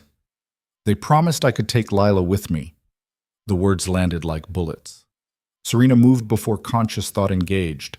Her hand found a gun on the table beside her. One of Lucien's men must have set it down. She raised it with both hands and aimed directly at Damon's forehead. Serena. Lucien's voice came from somewhere far away. Shut up. She didn't take her eyes off Damon. Her hands were steady, too steady. Tell me their name. Or what? Damon's smile widened. You'll shoot me? The father of your child? The man you loved? I never loved you. I loved a lie. Her finger tightened on the trigger. Tell me their name or I put a bullet through your skull right now. You won't. Try me. They stared at each other across the warehouse. Rain hammered on the roof. Somewhere in the building, Lila was safe, warm, protected. And here in this cold room, Serena Vale stood on the edge of becoming someone she'd never imagined. Marcus Chen, Damon said finally. Serena's blood turned to ice. Who? Dr. Chen's husband, head of Moretti's security, been feeding information to the Volkovs for 18 months. He's the one who told them where to find Lila today. Damon's eyes found Lucien. He's the one who's going to put a knife in your back the second you let your guard down. Lucien's phone was already at his ear. He spoke 3 words. Lock down Chen. Then chaos erupted. Gunfire exploded from somewhere below. Men shouted. Alarms screamed. The building's lights cut out, plunging them into darkness, broken only by emergency lighting that cast everything in shades of red. Lucien's hand found Serena's arm. Move. Now. Lila, Maria has her. There's a panic room on the 2nd floor. They're already inside. More gunfire, closer this time. Through the darkness, Damon laughed. Told you it was too late. Lucien's fist connected with his temple. Damon slumped unconscious in the chair. Then Lucien was pulling Serena toward a back stairwell, moving fast through corridors she didn't recognize. His men appeared from shadows, taking defensive positions, laying down covering fire that made her ears ring. They hit the 2nd floor. Lucien pushed her toward a reinforced door at the end of the hall. Inside, don't open it for anyone but me. What about you? I'm ending this. His eyes met hers. Keep Lila safe. No matter what you hear, no matter what happens, you stay inside until I come for you. Lucienne! He kissed her, hard, fast, desperate. Then he shoved her through the door and slammed it shut. The lock engaged with a heavy metallic thunk. Serena stumbled into a small room lit by a single overhead light. Maria sat in the corner with Lila wrapped in her arms. The little girl was crying softly. Mama! Serena ran to them and pulled Lila close, checking her over for new injuries. The cut on her neck had been properly bandaged. No other damage, just fear. It's okay, baby, Serena whispered. It's going to be okay. But she didn't know if that was true anymore. Outside the panic room, war had erupted. Gunfire echoed through the building in a constant roar. Explosions shook the walls. Men screamed and died. And somewhere in that chaos, Lucien Moretti was hunting the traitor who'd sold them out. Serena pulled Lila tighter and pressed her back against the wall, staring at the door. Waiting. Minutes crawled past like hours. The gunfire intensified. Something exploded close enough to make dust rain from the ceiling. Then silence. Absolute. Terrible. Silence. Serena's heart hammered against her ribs.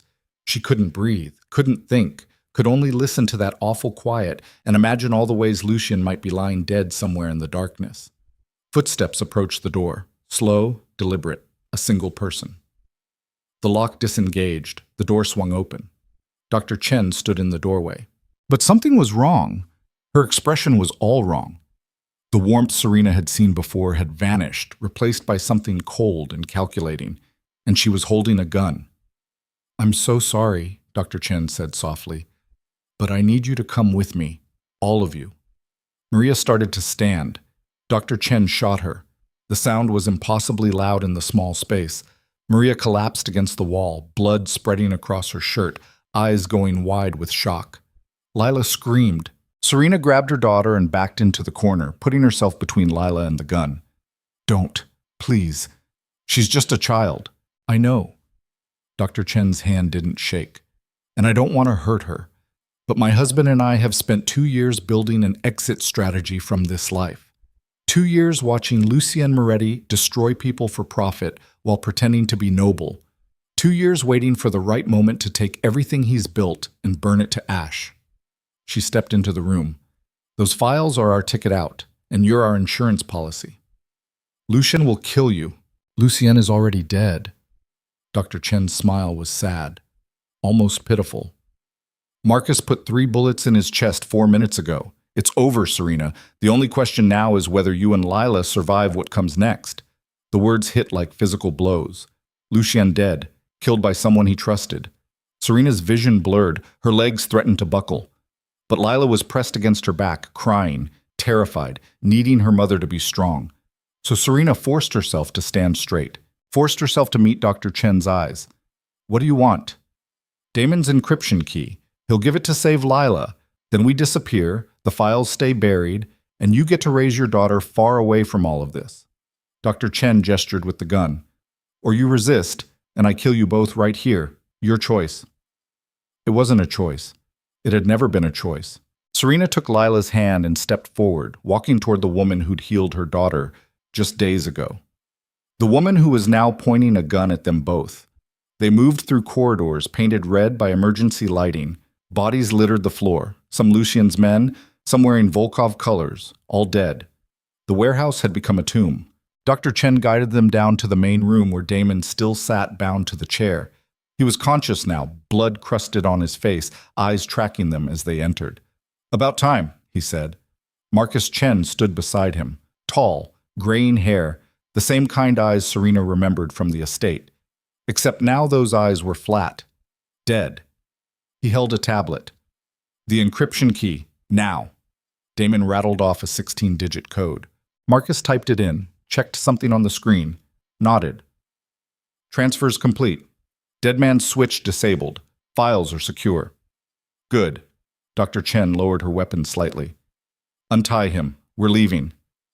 What about them? Marcus gestured toward Serena and Lila. Loose ends. The gun came back up, aimed at Serena's head. Lila sobbed against her mother's leg. Serena stared down the barrel and felt something inside her chest go absolutely cold. She'd spent 5 years being afraid, being manipulated, being the victim in someone else's story. That ended tonight. You won't kill us, Serena said quietly. Dr. Chen's finger tightened on the trigger. Why not? Because Lucien isn't dead. The words landed in the room like grenades. Dr. Chen's eyes widened. What? You said Marcus shot him 4 minutes ago. 3 bullets to the chest. Serena's voice stayed level. Calm. But I heard gunfire for 10 minutes straight before you showed up. If Lucien was dead, the shooting would have stopped. His men would have surrendered or scattered. Instead, they kept fighting, which means someone was still giving orders. Marcus's face went white. That's not... The skylight exploded. Lucien Moretti dropped through it like an angel made of violence and broken glass. He hit the ground in a crouch, gun already firing. The first shot took Marcus through the throat. The second caught Dr. Chen in the shoulder, spinning her around. Her gun clattered away across the concrete. Damon screamed and thrashed against his restraints. Lucien ignored him. He walked to Dr. Chen where she'd fallen, bleeding, gasping, pressed his boot against her wounded shoulder, applied pressure until she screamed.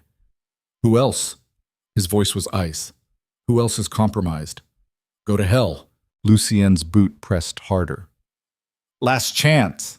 Dr. Chen spat blood and laughed through her pain. You think you won? The Volkovs have the files now. Everything you've built, gone. Your alliances, shattered. Your empire... She coughed, spraying red. Your empire dies with you. Wrong. Lucien pulled out his phone and held it where she could see the screen. It showed a live feed. A warehouse somewhere else in the city. Men in tactical gear surrounding someone Serena didn't recognize. Older, gray-haired, expensive suit. Victor Volkov, Lucien said quietly. I've had him in custody for 30 minutes. Your husband's betrayal bought us just enough time to track his communications and find the head of the snake. He crouched beside Dr. Chen. The files never mattered. They were always bait. Something valuable enough that Victor would come out of hiding to claim them personally. And he did. Because he thought I was distracted, thought I was weak, thought I'd never see the knife coming from inside my own house. Dr. Chen's face went slack with horror. You didn't betray me, Lucien said. I let you think you did. I let you run your operation, followed every step, watched you compromise yourselves completely. He stood. And now Viktor Volkov is mine. His organization is mine. Everything he built, mine. And you helped me take it. He raised his gun. Wait! Dr. Chen's hand came up. Please, I have children. I have... Lucien fired once. The body slumped to the concrete. Silence crashed down like a wave. Lucien turned to Damon. The encryption key you gave them? Fuck you. Was it real? Damon's face answered before his mouth did. Didn't think so. Lucien's expression didn't change.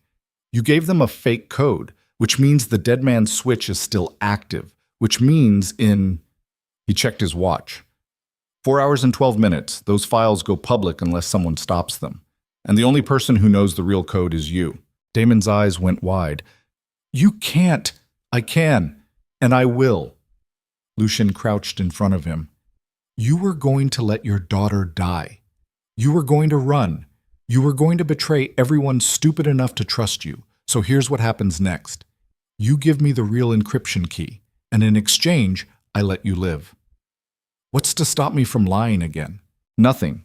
Except if you lie, I strap you to a chair and make you watch while I burn every single fake identity you've built over the last 5 years. Every escape route, every safe house, every dollar you've hidden. Then I turn you over to the Volkov's remaining soldiers and let them spend a week making you wish I'd just killed you clean. Lucien's voice dropped to barely above a whisper. Or you give me the truth right now, and you get to disappear forever. Real new identity, real money, real freedom. You'll never see Lila again, never contact Serena, never set foot in this city, but you'll be alive. Damon stared at him, then at Serena, then at the floor. The real code, he whispered. Lucien pulled out his phone and entered the numbers as Damon recited them. The screen flashed green, dead man's switch disabled, files secured. It was over. Lucien stood and looked at his men. Get him out of here. New identity. Wire transfer. Gone by sunrise. They cut Damon's restraints and dragged him toward the exit. He looked back once at Serena, mouth opening like he wanted to say something. She turned her back. The door slammed shut, and Damon Cross disappeared from her life forever. Lucien's hand touched her shoulder. Are you hurt? Serena shook her head. Couldn't speak. Could barely stand. Everything that had happened in the last hour crashed down on her all at once. The betrayal. The gun pointed at her head. The absolute certainty she was about to die. And the cold realization of what she'd become in that moment. Someone willing to lie. To manipulate. To do whatever it took to survive.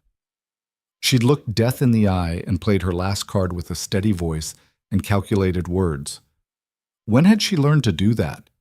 When had she stopped being the scared woman from South Boston? Lila tugged on her hand. Mama, can we go home now? Serena looked down at her daughter, 5 years old, traumatized, scarred, but alive. Yeah, baby, she whispered. We can go home. But as Lucien led them out of the warehouse and into the rain-soaked darkness where more SUVs waited, Serena realized something that made her chest ache. She didn't have a home anymore. The apartment was gone. The life was gone. The woman she'd been was gone. All that remained was this, standing in the rain beside a man who'd killed to protect her, holding a daughter who'd seen things no child should ever see, knowing that tomorrow she'd wake up and have to decide what came next, what kind of person she'd be. What kind of mother? What kind of survivor? The SUV door opened. Warm air rushed out. Lucien's hand on her back guided her inside. She sat in the leather seat with Lila curled against her chest and watched the warehouse disappear into darkness behind them. Somewhere in that building, bodies cooled on concrete floors. Somewhere in the city, Damon Cross was being erased from existence. Somewhere in federal custody, Viktor Volkov was learning what happened to men who challenged Lucien Moretti. And somewhere deep inside Serena Vale's chest, the last piece of the woman she used to be finally shattered into dust. What grew in its place was harder, sharper, something that understood the world wasn't divided into good people and bad people, just survivors and corpses. And she'd be damned if she ended up in the latter category. The convoy raced through rain-slicked streets toward an uncertain future. And for the first time in 5 years, Serena Vale wasn't afraid anymore. She was something worse. She was ready. The estate felt different when they returned. Colder, sharper, like the walls themselves had absorbed the violence of the past hours and couldn't forget it. Serena carried Lila through the massive entrance hall while armed men moved through shadows, checking corners, securing perimeters. The house had become a fortress preparing for siege. Because this wasn't over. Serena could feel it in her bones, that crawling awareness that the worst was still coming. Lucian appeared beside her without making a sound. Blood stained his shirt. A cut above his eyebrow still leaked red, but his eyes were clear, focused, already calculating the next move. "Get her to bed," he said quietly. "Then meet me in my study. We need to talk." Serena nodded and climbed the stairs, her legs shaking from exhaustion and adrenaline crash. Lila had gone quiet again. That terrible silence children adopted when they'd seen too much and their brains couldn't process anymore. Maria's replacement, a younger woman named Elena, waited outside Lila's room. She took the little girl with gentle hands and soft words, guiding her toward a warm bath and clean clothes. Serena stood in the hallway and watched the door close. Her daughter was alive. That should have been enough. Instead, all Serena could think about was Dr. Chen's gun pointed at Lila's head, the calculation in those dead eyes, the absolute certainty that this woman she'd trusted would have pulled the trigger without hesitation. Serena's hands started shaking. She pressed them flat against the wall and forced herself to breathe. In, out, like she was learning how all over again. When the shaking finally stopped, she walked to Lucian's study. He stood at the floor-to-ceiling windows overlooking the ocean, silhouetted against rain that hammered the glass like it wanted inside. A fresh shirt replaced the blood-stained one. The cut above his eyebrow had been cleaned and sealed with butterfly bandages. "Close the door," he said, without turning around. Serena obeyed. The room fell into heavy silence, broken only by rain and distant thunder rolling across the Atlantic. "Viktor Volkov is in federal custody," Lucian said finally. "His organization is fracturing. Half his lieutenants are already reaching out to negotiate asylum in exchange for testimony. The other half are running." He turned to face her. "It's done. The war's over before it started." "Then why do you look like someone just died?" Lucian's jaw tightened. "Because someone did. 12 of my men. Good men. Men with families. Men who trusted me to protect them. You didn't pull the trigger. I put them in position to be shot." He crossed to the bar and poured 2 glasses of whiskey, handed one to Serena. "That's what leadership means in my world. You make decisions that get people killed and then you live with it." Serena took the glass but didn't drink. "Is that what you tell yourself to sleep at night?" "I don't sleep much." "Neither do I anymore." Their eyes met across the dim room. Something passed between them in that moment. Recognition of shared trauma, maybe. Or just the exhausted understanding that came from surviving something that should have killed them both. Lucian drank his whiskey in one swallow and set the glass down hard. The Chens had been planning this for 18 months. Small compromises at first. Information traded for money, escalating gradually until they were in too deep to back out. Marcus thought he could play both sides. Feed the Volkovs enough to stay valuable while keeping me from discovering the leak. His laugh was bitter. "He was good. I never suspected him until tonight." "How did you know?" "I didn't, not for certain. But when Damon named him, everything clicked into place. Small inconsistencies I'd noticed but dismissed. Security gaps that shouldn't have existed. Timing that was too convenient." Lucian poured another drink. "I gambled that Marcus would make a move once he thought I was distracted. And he did. He told his wife you were dead." "I know, I heard her say it." Lucien's expression went cold. "She believed it because he told her he'd killed me himself. 3 shots to the chest. Except he never got close enough to fire. My vest took 2 bullets from someone else. The 3rd missed completely." Serena's throat tightened. "You let them think they'd won. Only way to draw out everyone involved. Victor wouldn't move unless he was certain I was vulnerable, so I gave him certainty." Lucien met her eyes. "Then I took everything." The casual brutality in his voice should have frightened her. Instead, Serena felt something else entirely. Relief. This man, this violent, calculating, dangerous man, had orchestrated an entire war just to protect what was his. And somehow, in the past week, she and Lila had become part of that. What happens now? She asked. Now we clean up. Victor talks. His organization collapses. The files get buried so deep they'll never surface. And everyone who knew about them either dies or disappears. Lucian's eyes never left hers. Including you and Lila. Serena's blood went cold. What? You're compromised, Serena. The Volkovs knew about you. The Chens knew about you, which means other people know about you. People who'll see you as leverage against me. People who'll use Lila the same way Damon tried to. He stepped closer. So you have two choices. Walk away tonight with enough money to start over somewhere far from here. New identities, new life. I'll make sure no one ever finds you. Or you stay. Become part of this world permanently. Learn how to survive in it. Learn how to protect yourself and your daughter when I'm not around to do it for you. The words hung between them like smoke. Serena looked at this man who'd killed for her, who'd read bedtime stories to her daughter, who'd given her a choice when he could have just made the decision himself. If I stay, she said slowly, what does that make me? Mine. The single word landed like a physical blow. Not a question, not a negotiation, just simple fact. Serena should have been terrified, should have run, should have grabbed Lila and disappeared into the night before she lost herself completely in this world of violence and secrets and moral compromises.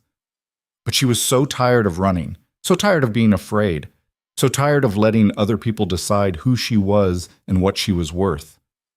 I want to learn, she said quietly. Lucien's expression didn't change. Learn what? Everything. How to fight, how to spot lies, how to survive in your world without being a victim. Serena's hands clenched into fists. I want to make sure no one ever puts a gun to my daughter's head again. And if that means becoming someone I never thought I'd be, she met his eyes. Then that's who I'll become.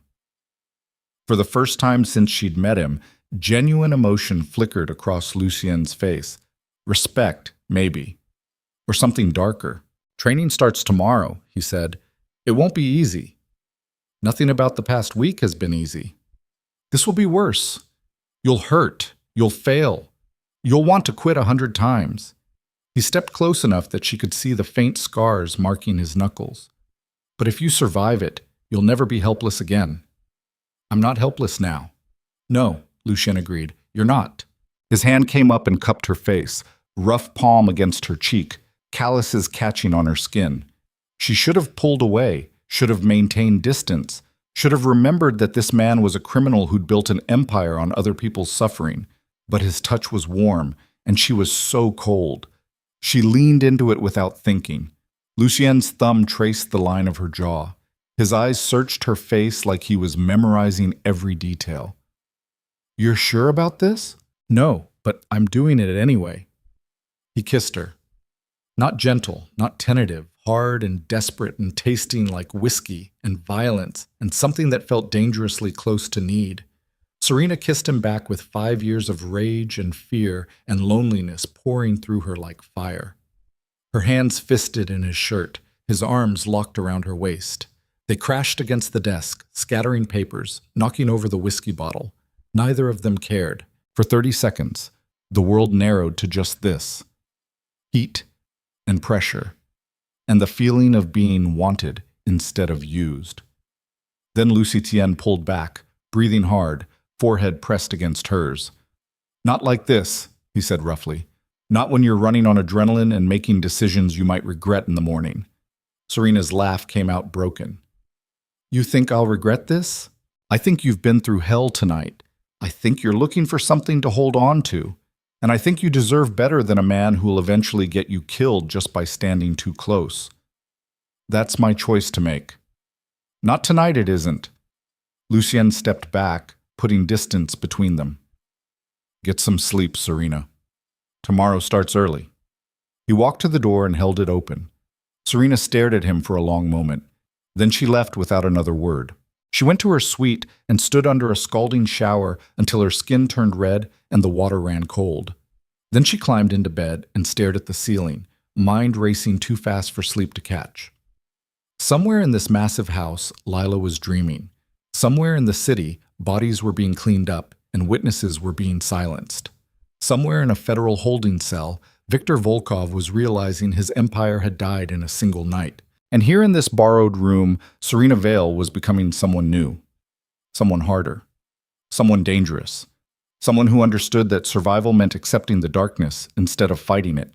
She closed her eyes and let the transformation finish. When she opened them again, the scared woman from South Boston was gone. What remained would do whatever it took to protect her daughter, even if it meant becoming the monster parents warned their children about. Cub. Training started at 5 in the morning. Serena woke to someone pounding on her door. She stumbled out of bed, muscles already aching from yesterday's chaos, and opened it to find a woman in her mid-30s with short dark hair and eyes like chipped stone. "I'm Kara," the woman said without preamble. "You've got 10 minutes to get dressed and meet me in the East Gym. Don't be late." The door closed before Serena could respond. She dressed in workout clothes someone had left on a chair, fitted black pants, sports bra, tank top, pulled her hair into a ponytail, splashed water on her face, found the East Gym after getting lost twice in corridors that all looked identical. The space was massive. Hardwood floors, mirrored walls, equipment that ranged from basic weights to things Serena didn't recognize but looked vaguely medieval. Kara stood in the center wearing similar workout gear, arms crossed, expression unreadable. "You're 2 minutes late." "I got lost." "Excuses don't stop bullets. Drop and give me 20 push-ups." Serena stared. "What?" "You heard me. Push-ups. Now." "I'm not." Late means consequences. You want to survive in this world? You learn to follow orders without questioning them. You learn discipline. You learn that your comfort doesn't matter when your daughter's life is on the line. Kara's voice never rose. Didn't need to. Push-ups, now, or walk out that door and never come back. Serena dropped to the floor. Her arms shook on the 3rd rep. Started screaming on the 10th. Gave out completely on the 15th. She collapsed onto her stomach, gasping. "Pathetic," Kara said. "Again. I can't. Again." Serena forced herself up and managed 5 more before her muscles quit entirely. Kara crouched beside her. "You know what happens when you can't fight back? When someone bigger and stronger has you pinned and you're too weak to stop them?" Serena's jaw clenched.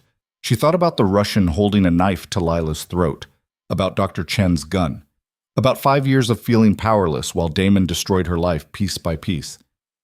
"I know," she whispered. "Then get up and finish what you started." Serena got up, finished the 20 push-ups, then did 20 more when Kara ordered them. The rest of the session was brutal.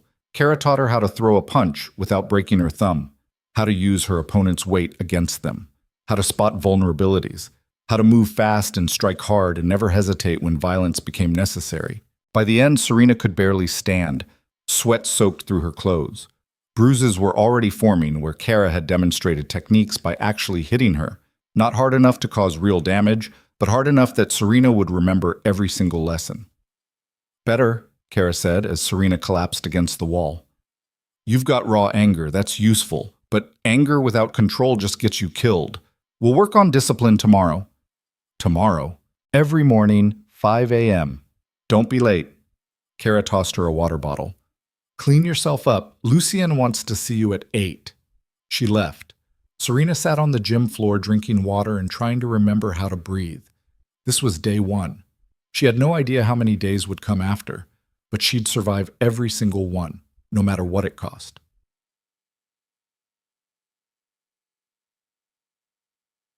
At 8 sharp, Serena found Lucien in a conference room she hadn't seen before. Maps covered the table. Digital screens lined the walls showing security footage from across the city. 3 men in expensive suits sat around the table looking like corporate executives instead of criminals.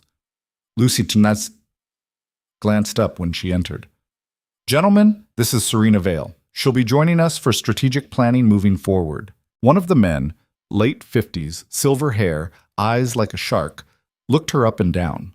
"With all due respect, boss, is that wise? She's an outsider, untested, and frankly, a liability." "Your concern is noted, Vincent." Lucien's voice went cold. "And dismissed.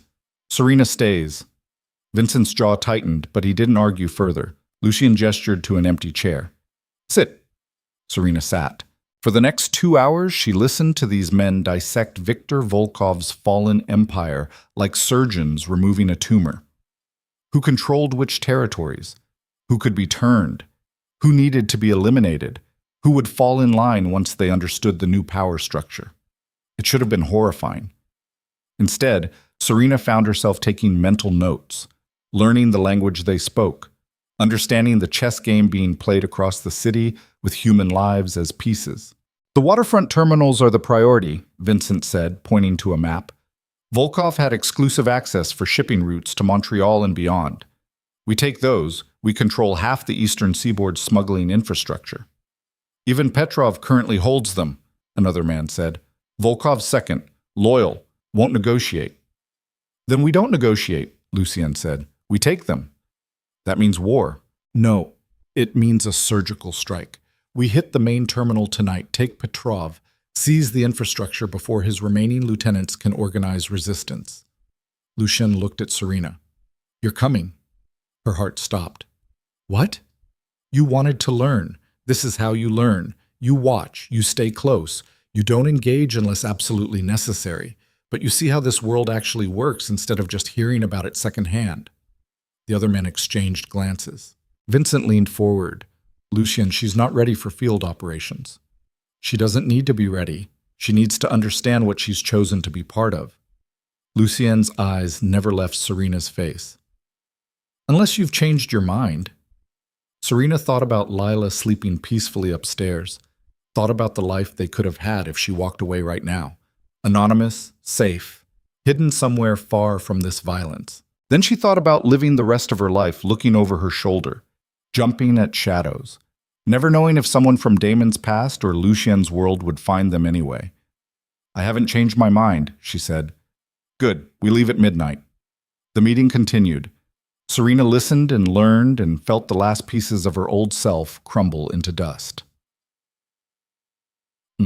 Midnight came too fast. Serena stood in a weapons room deep in the estate's basement while Kara fitted her with body armor. This won't stop rifle rounds, Kara said, cinching straps tight enough to restrict breathing. But it'll keep handgun fire from killing you instantly. Maybe give you enough time to get to cover. Comforting.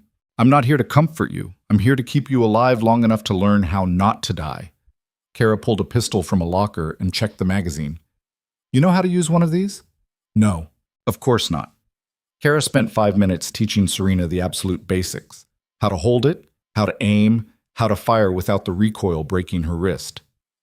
You probably won't need this, but if someone gets past Lucien's men and comes at you directly, put 2 rounds center mass and keep pulling the trigger until they stop moving. Understand? Serena took the weapon. It felt heavier than she expected. Cold. Final. Understand? Kara repeated. Yes. Good. Don't shoot any of our people. Kara left. Serena stood alone in the weapons room holding a gun and trying not to think about what she was about to do. Then Lucien appeared in the doorway. He'd changed into tactical gear, black pants, black shirt, tactical vest loaded with equipment. A rifle hung from a sling across his chest. He looked like exactly what he was, a soldier preparing for war. His eyes found the gun in her hands. You won't need that. Kara said, Kara's cautious, but you'll be with me the entire time. Nothing gets through me to reach you.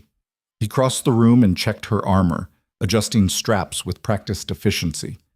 Stay within arm's reach. Don't move unless I tell you to move. Don't speak unless I ask you a direct question. If shooting starts, you drop flat and stay down until I tell you it's safe. What if something happens to you? Then you run, straight back to the vehicles. My men know to extract you first if things go sideways. What about you? Lucien's hand came up and cupped her face, the same gesture from yesterday, but gentler this time. I've survived worse than this. I'll survive tonight. You can't know that. Yes, I can, because I've got something worth surviving for now. The words hit her like lightning. Before Serena could respond, Lucien was already moving toward the door. Let's go. She followed him through underground corridors to a garage where 6 black SUVs waited with engines running. Men in tactical gear moved with silent efficiency, checking weapons, loading equipment, speaking in clipped sentences through radio headsets. Lucien guided Serena into the back of the lead vehicle and slid in beside her. The convoy pulled out.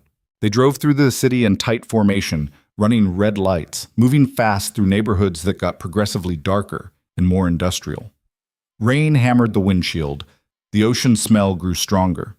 20 minutes later, they reached the waterfront terminals, massive shipping containers stacked like building blocks, cranes towering against the night sky like sleeping giants, the Atlantic roaring somewhere beyond the docks. The convoy stopped 2 blocks out. Men poured from vehicles with military precision. Lucien opened his door and looked at Serena. "Stay close." She followed him into the rain. The terminal complex sprawled across 5 acres. Warehouses, loading docks, office buildings, container yards. Security lights cut through the darkness in harsh white beams. But not enough lights. Whole sections sat in shadow, perfect for hiding armed men. Lucien's team moved like ghosts, spreading out, taking positions, securing sightlines. Hand signals replaced words. Night vision equipment turned darkness into green-tinted daylight. Serena walked 3 feet behind Lucien, heart pounding so hard she thought everyone could hear it. They reached the main warehouse. The door was locked, but one of Lucien's men had it open in seconds. They slipped inside. Rows of containers stretched into darkness. Forklifts sat idle. The smell of salt and diesel hung heavy in the air, too quiet, too empty. Lucien raised his fist. Everyone froze. Then the lights came on, blinding, all at once. Every overhead fixture in the warehouse blazing to life. Serena's eyes watered. She threw up a hand to shield them. When her vision cleared, she saw them. Armed men, dozens of them, surrounding Lucien's team on 3 sides, rifles raised, faces hidden behind masks, and standing on a catwalk above them, Ivan Petrov, late 40s, built like a tank, wearing an expensive suit that looked wrong in a warehouse full of shipping containers. He smiled down at them. "Mr. Moretti," he called out in heavily accented English, "so nice of you to accept my invitation." Lucien's weapon stayed leveled, but his voice came out calm. "Invitation? You think we didn't know you were coming? You think we didn't prepare?" Petrov's smile widened. "We've been waiting for you. Everything, the terminal, the timing, the intelligence about my location, all of it was bait, and you swallowed it whole." Serena's blood turned to ice. Trap. This was a trap. They'd walked straight into it. Lucien's jaw tightened, but his expression never changed. "Let's say I believe you. What happens now?" "Now?" Petrov spread his arms. "Now I kill everyone you brought with you, take your empire piece by piece, and start with the woman you were stupid enough to bring into my territory." His eyes found Serena, and smiled. "Tell me, Ms. Vale," he called down, "was Damon Cross worth all of this? Was one pathetic thief worth destroying your entire life?" Serena couldn't speak, couldn't breathe. Lucien shifted slightly, putting himself between her and Petrov's sightline. "She's not part of this," he said quietly. "She became part of this the moment you chose to protect her." Petrov pulled a pistol from his jacket. "And now she dies because of it, along with everyone else fool enough to follow you." He raised the weapon, aimed at Serena. Time slowed to individual heartbeats. Serena saw Petrov's finger tighten on the trigger, saw Lucien's hand move toward his rifle, saw the armed men surrounding them adjust their aim, saw her daughter's face in her mind. Lila's smile, Lila's laugh, Lila waking up tomorrow and learning her mother was dead. No. The word exploded through Serena's skull. She'd survived Damon, survived the Volkovs, survived Dr. Chen's gun pointed at her head. She wasn't dying tonight. Not here. Not like this. Her hand found the pistol Kara had given her, pulled it free, raised it in a motion that felt like someone else was controlling her body, and fired. The shot went wide, missed Petrov by 3 feet, but it didn't matter, because the sound shattered the frozen moment. All hell broke loose. Gunfire erupted from every direction at once. Muzzle flashes strobed like lightning. Bullets tore through metal containers with sounds like angry hornets. Men screamed and fell and died. Lucien grabbed Serena and threw her behind a forklift. "Stay down!" He was already moving, firing controlled bursts, dropping targets with precision that looked almost casual. His team responded with equal efficiency, turning the ambush into a firefight. Serena pressed herself against cold metal and tried not to scream. This was real. This was happening. People were dying 10 feet away, and she'd fired the first shot that started it all. Above them, Petrov was screaming orders in Russian. Return fire intensified. Someone threw a grenade. The explosion rocked the warehouse, containers toppling, metal shrieking, flames erupting from somewhere Serena couldn't see. Lucien appeared beside her, reloading with movements too fast to track. Blood ran from a cut on his temple. His eyes had gone absolutely cold. "We need to move," he said. "Now." He pulled her up, and they ran through smoke and chaos toward a side exit. Bullets chased them. Serena felt one pass close enough to her head that her hair moved. They burst through the door into rain and darkness. But the nightmare followed. More armed men appeared from between containers. Lucien fired without breaking stride. 3 shots, 3 bodies down. They kept running. An engine roared to life somewhere ahead. Headlights pierced through rain. One of their SUVs, the driver gesturing frantically, 50 feet away. Might as well have been 50 miles. Gunfire erupted behind them. Lucien returned fire without looking back, still pulling Serena forward with his free hand. 30 feet. A bullet took out the SUV's front tire. The vehicle lurched sideways. 20 feet. Men poured from between containers on both sides, cutting off their escape route. Lucien stopped, pushed Serena behind him, raised his rifle. "I'm sorry," he said quietly. Then he stepped forward to meet them alone. And Serena Vale realized with absolute clarity that the man who'd protected her, the man who'd given her a choice when he could have just taken what he wanted, the man who'd read bedtime stories to her daughter, was about to die trying to save her life. Because she'd been stupid enough to fire that first shot. Because she'd thought she could survive in his world. Because she'd chosen to stay when she should have run. The armed men closed in. Lucien fired until his magazine ran dry. Then they were on him, and Serena screamed his name into the rain-soaked darkness, knowing she was already too late. Serena's scream tore through the rain-soaked darkness, raw and desperate, as armed men swarmed Lucien from 3 sides. He fought like something carved from violence itself. His empty rifle became a club, stock connecting with jawbone, barrel sweeping legs, every movement precise and brutal.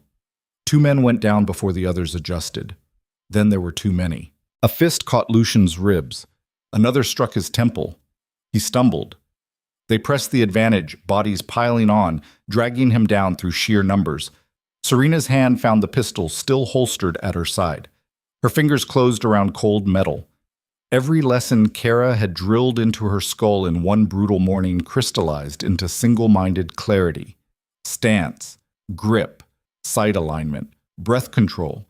She raised the weapon, aimed at the mass of bodies struggling 20 feet away, and fired. The first shot went wide, panic and adrenaline making her hand shake. The second took one of Petrov's men in the shoulder. He screamed and fell away from the pile. The others turned toward her. Serena kept firing. She didn't aim for headshots or center mass or any of the tactical precision Kara had tried to teach. She just pointed the gun at the men trying to kill Lucien and pulled the trigger until the magazine clicked empty. 3 more went down. Maybe dead. Maybe wounded. She didn't know and didn't care. It bought Lucien 5 seconds. 5 seconds was enough. He exploded from beneath the remaining attackers with a combat knife that appeared from nowhere. The blade flashed in the rain-streaked darkness, once, twice, 3 times. Blood sprayed black in the dim light. The last man standing tried to run. Lucien shot him in the back. Then silence crashed down like a physical weight. Lucien stood in the rain surrounded by bodies, breathing hard, blood running from a dozen cuts. His eyes found Serena across the distance. She dropped the empty pistol. Her hands were shaking so violently, she thought her bones would rattle apart. "I told you to stay down," Lucien said. His voice came out rough, almost gentle. "You're welcome." Something that might have been a smile flickered across his blood-streaked face. Then the warehouse behind them exploded. The shockwave threw Serena to the ground. Her ears rang. Heat washed over her back.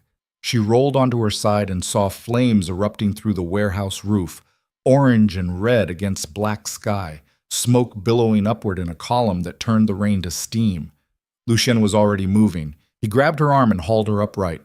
"We need to go. Now."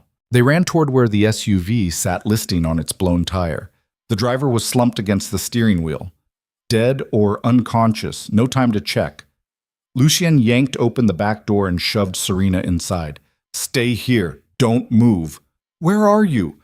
But he was already gone, disappearing back into the smoke and chaos. Serena pressed herself against the seat and tried to breathe through lungs that felt full of glass. Her ears still rang from the explosion. Her hands wouldn't stop shaking. She could taste copper and smoke. Gunfire echoed somewhere in the darkness. Shouts in Russian and English overlapping. Another explosion, smaller this time, maybe a vehicle's gas tank rupturing. Minutes crawled past like hours. Then Lucien reappeared through the smoke carrying someone over his shoulder. He dumped the body into the back of another SUV that had pulled up beside theirs. This one intact, engine running, driver ready. Serena saw the prisoner's face. Ivan Petrov, unconscious, zip-tied and bleeding from a head wound. Lucien circled back and climbed into the driver's seat of Serena's vehicle. Hold on! He started the engine and floored it despite the blown tire. The SUV lurched forward with a screaming, grinding sound, rim-chewing pavement, but moving. Behind them, more of Lucien's men poured from the burning warehouse, some limping, some carrying wounded, all of them moving with the practiced efficiency of soldiers who'd done this before. The convoy reformed and raced away from the terminal as sirens wailed in the distance. Serena watched the flames recede through the back window until they disappeared into rain and darkness. Then she turned and looked at Lucien's reflection in the rearview mirror. His jaw was set. His eyes were hard, blood still ran from the cut on his temple. But he was alive. They were both alive. Somehow. What happens now? She asked quietly. Now we finish this. They didn't go back to the estate.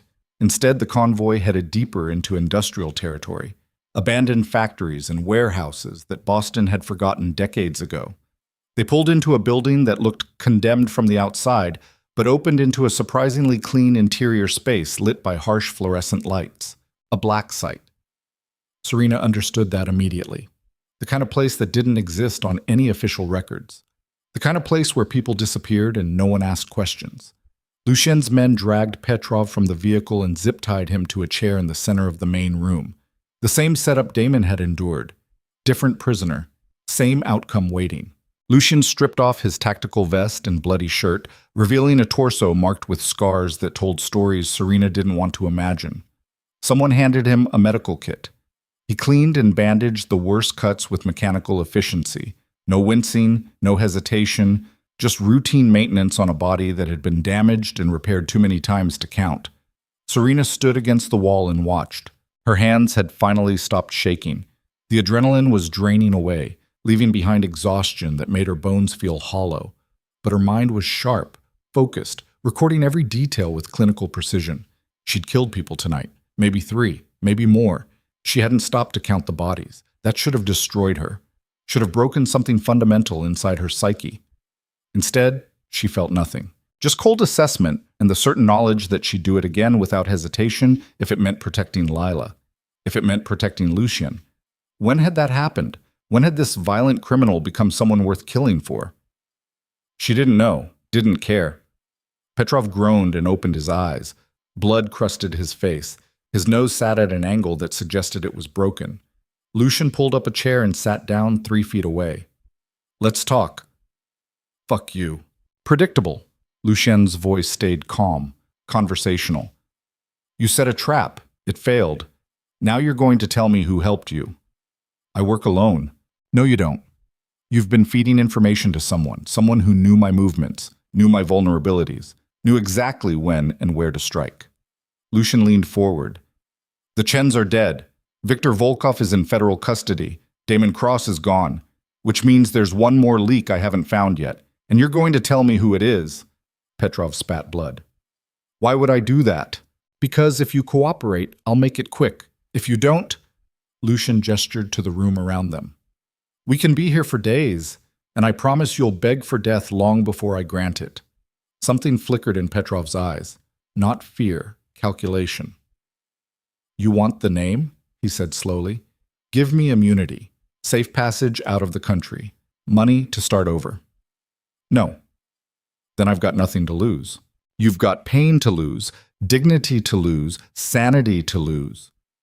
Lucien stood and walked to a table against the wall, picked up a pair of pliers. I'll start with your fingers. Work my way up. By the time I reach your face, you'll give me everything I want just to make it stop. Petrov's breathing quickened. You're bluffing. Lucien turned and looked at him with eyes that had gone absolutely dead. Ask the last man who said that how it worked out for him. He started walking toward the chair. Wait! Petrov's voice cracked. Wait. Okay, I'll tell you. Lucien stopped.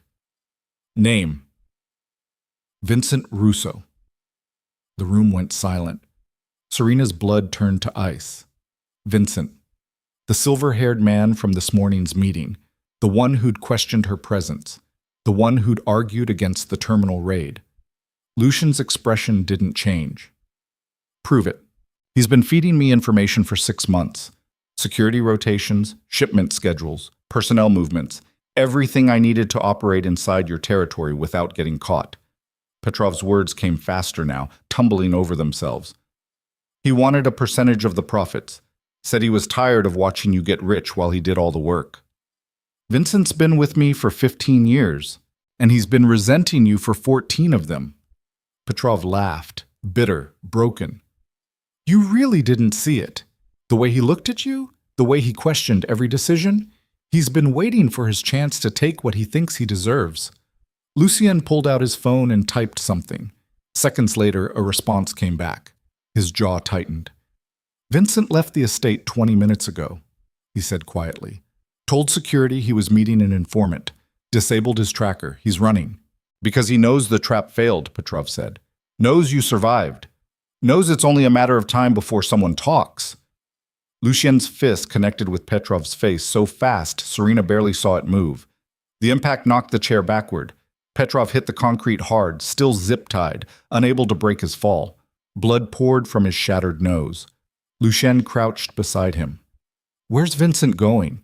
I don't know. I swear, he never told me his exit strategy. Then you're no longer useful. Lucien stood and pulled his sidearm. Wait! Petrov thrashed against his restraints. I can help you find him. I have his burner phone number, emergency contacts, safe houses he mentioned. Give them to me. Petrov rattled off a phone number, 3 addresses, 2 names Serena didn't recognize. Lucien memorized them all. Then he looked at one of his men. Verify this information. If it's accurate, put him on a plane to anywhere that isn't here. If he's lying, shoot him. He turned and walked toward Serena. We're leaving. Where are we going? To finish what I started 15 years ago. Schulz. They found Vincent at a private airstrip 40 minutes outside the city. The location came from one of Petrov's safe house addresses, a hangar that doubled as a smuggling way station. Small planes came and went at all hours. No questions asked, perfect for someone who needed to disappear. Lucien's convoy pulled up outside the chain-link fence surrounding the property. Lights glowed inside the main hangar. A single-engine plane sat on the tarmac, fueled and ready. He's here, Lucien said. Stay in the vehicle. No. He looked at her. Serena, I'm not hiding anymore. I'm not letting other people fight my battles while I cower in the dark. She met his eyes. You wanted me to learn how this world works. This is me learning. For a moment, Lucien looked like he was going to argue. Then he nodded once. Stay behind me. Don't engage. If shooting starts, you drop flat and don't move until I tell you it's clear. Understood. They moved through the darkness toward the hangar. Lucien's men spread out in a wide perimeter, cutting off escape routes, securing high ground, establishing kill zones with practiced efficiency. The hangar door stood partially open. Light and voices spilled out. Lucien raised his fist. Everyone froze. He gestured forward. They advanced in silence. When they were 10 feet from the entrance, Lucien stepped into the light. Vincent stood beside the plane, loading a duffel bag into the cargo hold. He froze when he saw Lucien. His hand moved toward his jacket. Don't, Lucien said quietly. Vincent's hand stopped. How did you find me? Does it matter? I suppose not. Vincent slowly raised both hands. I assume you want an explanation. I want to know why. Why? Vincent laughed. Hollow, bitter. You really have to ask? I gave you 15 years of loyalty while you built an empire on my back. 15 years of watching you make decisions that should have been mine to make. 15 years of being second when I should have been first. I trusted you. You used me, same as everyone else. Vincent's eyes went hard. You think you're different from your father? From the men who came before you? You're not. You're just another tyrant who takes what he wants and calls it leadership. Well, I'm done being used. I'm done watching you pretend to be noble while your hands are covered in blood. So you sold me out. I took what I was owed, and I would have succeeded if you hadn't been so damn stubborn about protecting some nobody and her bastard daughter. Vincent's gaze shifted to Serena. All of this, the Volkovs, the Chens, the war at the terminal, all of it could have been avoided if you just let her go. But you had to play hero. Had to prove you were better than the rest of us. Lucien's expression never changed. You're right about one thing. I am better than you. Prove it. Shoot me. Put a bullet in my head and prove you're the monster you've always been. I'm not going to shoot you, Vincent. Something like hope flickered across Vincent's face. Then what? I'm going to let her decide. Lucien stepped aside, revealing Serena standing 3 feet behind him with a gun raised in both hands. Vincent's eyes went wide. You can't be serious. But Lucien's expression said he was absolutely serious. He looked at Serena. This man orchestrated everything that happened to you. He fed information to the Volkovs that led to Lila being taken. He planned the terminal ambush knowing I'd bring you along. He wanted you dead to hurt me. So you get to choose. Walk away, and I'll handle this. Or pull the trigger and take control of your own justice. Serena stared at Vincent over the barrel of her weapon. This man had tried to have her daughter killed, had orchestrated a war that left dozens dead, had betrayed Lucien's trust for money and resentment. He deserved to die. She knew that, accepted it. But could she actually pull the trigger? Could she look another human being in the eye and end their life in cold blood? Earlier tonight, she'd fired into chaos, defended Lucien without thinking, acted on instinct and adrenaline. This was different. This was a choice. Vincent seemed to sense her hesitation. He smiled. You won't do it. You're not like us. You're still soft, still clinging to morality like it means something. You might have killed in the heat of battle, but this? He shook his head. This requires something you don't have. Serena's finger tightened on the trigger. She thought about Lila's terrified face when that Russian held a knife to her throat, thought about Dr. Chen's gun pointed at her head, thought about Damon's betrayal and 5 years of being manipulated and used, thought about the woman she'd been a week ago, scared, powerless, drowning in poverty and fear. That woman was dead.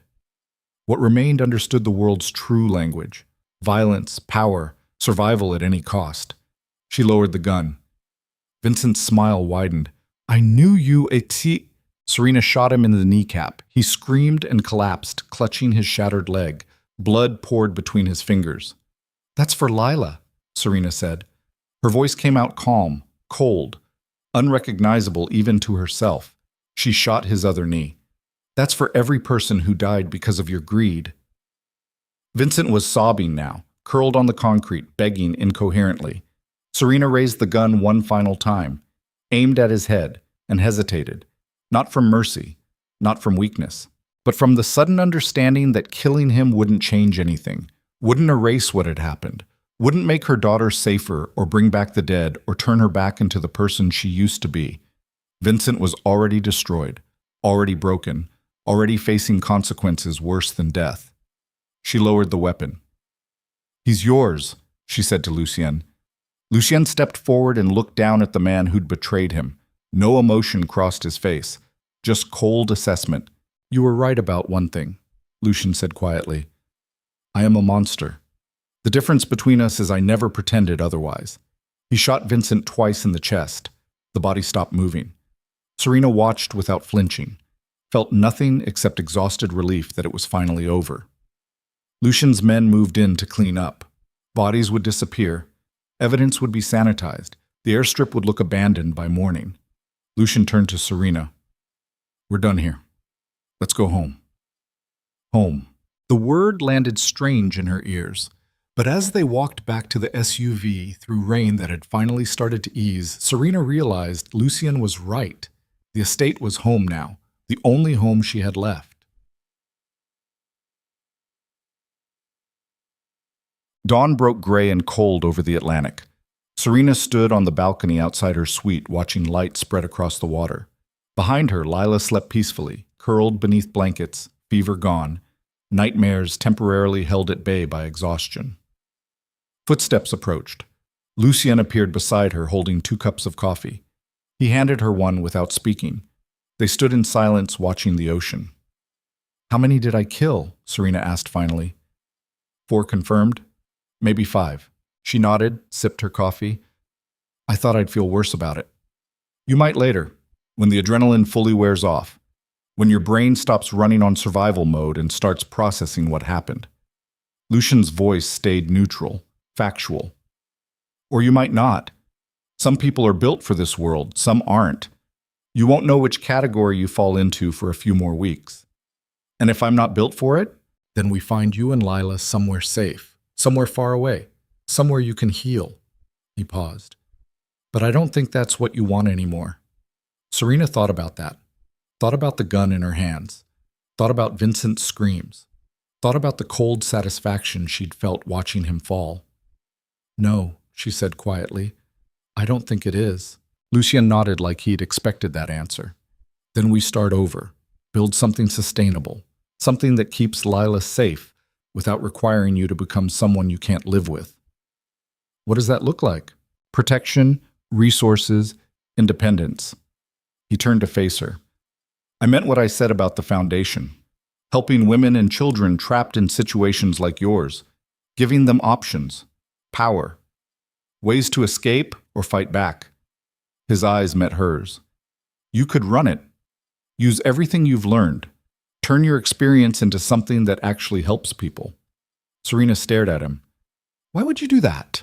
"Because my sister didn't have anyone to protect her when she needed it most. Because I've spent 20 years building an empire on violence and control, and maybe it's time some of that power did something good for once." Lucian's voice dropped lower. "And because you deserve a choice. A real one. Not survival or death, but a path forward that doesn't require you to lose yourself completely." Tears burned Serena's eyes. She blinked them back. "I killed people, Lucien. I shot them without hesitation, without regret. To protect someone you love, that's not the same as doing it for profit or revenge or power. Isn't it?" "No. Intent matters. Context matters. The line between justice and murder isn't always clear, but it exists, and you're still on the right side of it." He set down his coffee cup. "Barely, but you're still there." Serena wanted to believe him. Wanted to believe she hadn't crossed some fundamental boundary that could never be uncrossed. But when she closed her eyes, all she saw was Vincent's blood spreading across concrete. "I'm scared," she whispered. "Of what?" "Of who I'm becoming, of what I'm capable of waking up one day and realizing I'm just as bad as Damon, just as bad as everyone who hurt me." Lucian's hand found hers. "You're not. You want to know how I know?" "How?" "Because you're asking the question. People like Damon never do. They never stop to wonder if they've gone too far. They just take and justify it with excuses." He squeezed her hand. "The fact that you're scared of becoming a monster means you're still human, still fighting to hold on to the parts of yourself worth saving." Serena looked down at their joined hands. His were scarred and calloused and had taken more lives than she could imagine. Hers were smaller, softer, but stained with blood now, too. "What happens now?" she asked. "Now you rest. Heal. Spend time with Lila. Let yourself process everything before making any permanent decisions." Lucien released her hand. "When you're ready, we'll talk about the future. But right now, the only thing that matters is that you're both safe. Everything else can wait." Behind them, a door opened. Lila appeared in the doorway, rubbing sleep from her eyes. "Mama?" Serena turned and scooped her daughter into her arms, held her tight, breathed in the scent of child shampoo and safety. "I'm here, baby. I'm right here." Lila wrapped her arms around Serena's neck. "Are we staying?" "Do you want to stay?" Lila pulled back and looked at her with those big, trusting eyes. "Mr. Lucien makes good pancakes." Despite everything, despite the blood and the violence and the irreversible choices, Serena laughed. "Yeah," she said. "He does." She looked at Lucien over Lila's shoulder. He was watching them both with an expression she'd never seen before. Something soft. Something that looked almost like longing. "We're staying," Serena said. "For now. We're staying." Lucien nodded. "Good." He left them alone on the balcony. Serena held her daughter and watched the sun rise over an ocean that had witnessed centuries of violence and survival, and people making impossible choices. Somewhere in the city, bodies were being cleaned up. Evidence was being destroyed. Power structures were being reorganized. Somewhere in a federal holding cell, Viktor Volkov was learning that his empire had been absorbed into Lucian's. Somewhere across the globe, Damon Cross was starting a new life with a new name, never knowing how close he'd come to destroying everything. And here on this balcony, Serena Vale was becoming something new. Not a victim, not a monster, something in between. A survivor who'd learned the hard way that the world didn't divide neatly into good and evil, just people making choices and living with the consequences. She'd made her choices, fired her shots, crossed her lines, and somehow, impossibly, come out the other side with her daughter safe and her soul still intact. That would have to be enough. But 3 months later, the Foundation's offices occupied the entire third floor of a building overlooking Boston Harbor. Clean white walls, professional furniture, windows that let in natural light without feeling exposed. Serena sat behind a desk reviewing intake forms for new clients, women fleeing abusive relationships, single mothers drowning in poverty, children caught in custody battles with dangerous parents. She read each case with focused attention, made notes, assigned resources, connected people with lawyers, safe houses, medical care, job placement services. Everything she'd needed once and never had. A soft knock interrupted her concentration. Kara appeared in the doorway. The woman who'd trained her, who'd pushed her past breaking points and taught her how to fight. "You have a visitor," Kara said. "I wasn't expecting anyone." "It's Lucian." Serena's heart did something complicated in her chest. She saw him regularly, weekly meetings to coordinate foundation funding, occasional dinners where Lila insisted he join them, quiet moments on the estate balcony when neither of them could sleep. But he never came to the foundation offices unannounced. "Send him in." Lucien entered wearing an expensive suit that made him look like a legitimate businessman instead of a crime lord. His eyes scanned the office, taking in the professional setup, the client files, the evidence of real work being done. "It looks good," he said. "It is good. We've helped 63 women and children in the past month, found housing for 12 families, connected 8 women with divorce attorneys who work pro bono for domestic violence cases." Serena leaned back in her chair. "Your money is making a real difference. Your leadership is making the difference. The money just makes it possible." Serena studied his face. "Why are you really here?" Lucien closed the door and sat down across from her. "I wanted to give you something." He pulled an envelope from his jacket and set it on her desk. Serena opened it. Inside were documents. Legal papers transferring full ownership of the foundation to her name. No strings attached. No oversight. Complete control. Her hand started shaking. "I don't understand. You've proven you can run this better than I ever could. You understand what these people need because you've been where they are. You know how to help without judgment or condescension." Lucian's voice stayed calm, matter of fact. "This should be yours. Completely. No connection to me or my organization beyond the initial funding." "Why?" "Because you've earned it. Because you've built something worth protecting. And because," he paused, "because I need to know that if something happens to me, this work continues. That Lila grows up seeing her mother help people instead of watching her mother become what I am." Serena's throat tightened. "Nothing's going to happen to you. You can't know that. Neither can you." "No, but I can plan for it." He gestured to the envelope. "This is me planning, making sure the good that came from all this violence outlasts the man who made it possible." Serena looked at the papers, at the foundation she'd built from rage and trauma and determination, at the evidence that something beautiful could grow from something horrible. "Thank you," she whispered. "Don't thank me. Just keep doing what you're doing." Lucien stood to leave. "Wait," Serena said. He stopped at the door. She crossed the room and kissed him.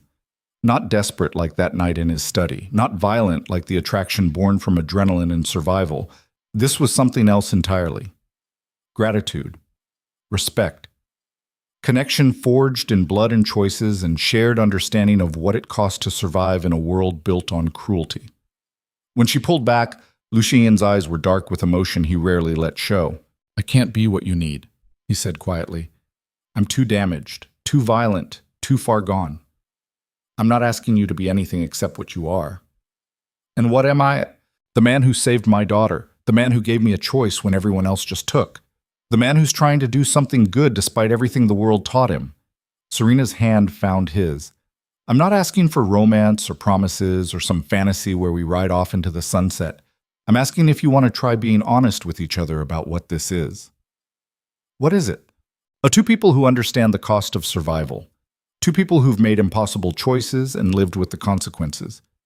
Two people who... She stopped, started over. Two people who care about each other despite knowing better. Lucien was quiet for a long moment. Then he pulled her closer and rested his forehead against hers. "I don't know how to do this without destroying it." "Neither do I, so we'll figure it out together." "And Lila?" "Lila already loves you. She asks about you constantly, draws you pictures, saves her best stories for when you visit." Serena smiled despite the tears burning her eyes. "You're already part of her life. The question is whether you want to be part of mine." Lucien kissed her again, soft, careful, like she was something precious that might break. When he finally pulled away, something in his expression had shifted.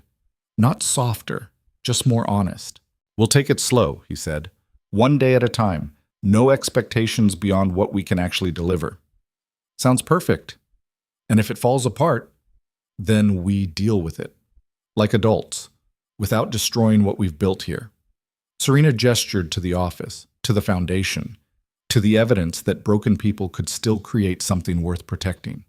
"This matters more than either of us. We both understand that." Lucien nodded. "Agreed." He left.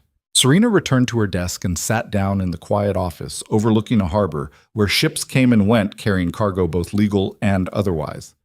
Her phone buzzed, a text from Elena. Lila was asking if Mr. Lucien would be at dinner tonight. Serena smiled and typed back a response. Yes, he would be. Because despite everything she'd survived, the betrayal, the violence, the impossible choices, Serena Vale had somehow found something she never expected. Not redemption, not forgiveness. Just the fragile possibility that broken people could build something real from the wreckage of their mistakes. It wasn't the happy ending for movies. It was messy and complicated and built on foundations of blood and trauma. But it was hers, and that was enough. 1 year later. Lila's 6th birthday party filled the estate's gardens with laughter and color. Balloons bobbed in ocean breeze. Children from the foundation, kids whose mothers Serena had helped escape dangerous situations, ran through manicured grass playing games supervised by Kara and Elena. Serena stood at the edge of the celebration, watching her daughter blow out candles on a cake shaped like a dragon. Lucien appeared beside her. She's happy. Yeah, she is. So are you. Serena glanced at him.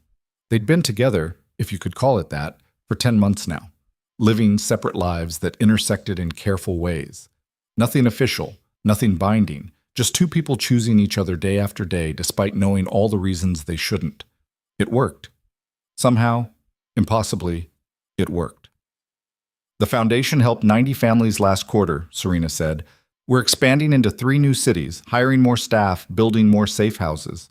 I saw the reports. You're doing extraordinary work. We're doing extraordinary work. No, this is yours. I just provide funding. Lucien's hand found hers. You provide the vision, the leadership, the understanding that makes it actually help people instead of just throwing money at problems. Serena squeezed his hand. Thank you for everything, for giving me a chance when you could have just walked away. I don't walk away from people I care about. I know, that's why I love you. The words slipped out before she could stop them. Lucien went very still. Serena's heart hammered. They hadn't said that yet, hadn't crossed that line, had kept everything carefully undefined to protect themselves from expectations they couldn't meet. I'm sorry, she started. I didn't mean to. I love you too. Serena's breath caught. Lucien pulled her closer. I've loved you since you stood in my study and demanded to know why I was good with your daughter. Since you shot 4 men to protect me at that terminal. since you chose to stay instead of running when any sane person would have run. That doesn't sound sane. It's not, but nothing about us is sane, and I'm done pretending otherwise. He kissed her in front of everyone. Kara whistled, the children giggled. Lila shouted, "Ew!" and threw frosting at them. Serena laughed against Lucien's mouth and felt something in her chest finally settle into place. This was it. This was home. Not the estate or the foundation or any physical location. Just this. Standing in a garden beside a man who'd killed to protect her, watching her daughter celebrate being alive in a world that had tried to destroy them both. It wasn't perfect. Lucien was still a criminal, still made decisions that would horrify most people, still lived in a world of violence and moral compromises. Serena had learned to navigate that world, learned to accept its rules while maintaining her own lines she wouldn't cross. She helped people during the day and slept beside a monster at night. And somehow, impossibly, those two truths coexisted without destroying her. Because the world wasn't divided into good people and bad people, just survivors making choices and living with consequences. Serena had made her choices, fired her shots, built something beautiful from the wreckage, and found love in the last place she expected, with a man who understood exactly what survival cost and loved her anyway. The party continued around them, children laughed, mothers who'd escaped violence watched their kids play in safety. The foundation thrived, Lila glowed with happiness, and Serena Vale, survivor, fighter, mother, lover of a monster who'd proven himself capable of something almost like redemption, stood in the sunlight and felt grateful for every impossible choice that had led her here, to this moment, this life. This second chance she'd fought for and earned with blood and tears and unshakable determination. She'd sent one wrong text message a year ago, and it had destroyed her entire world, then rebuilt it into something stronger, something real, something worth fighting for. And as Lucien's arm settled around her shoulders and Lila ran toward them covered in frosting and joy, Serena understood one final truth. Sometimes the wrong number turned out to be exactly the right one after all, even if it took a war to prove it.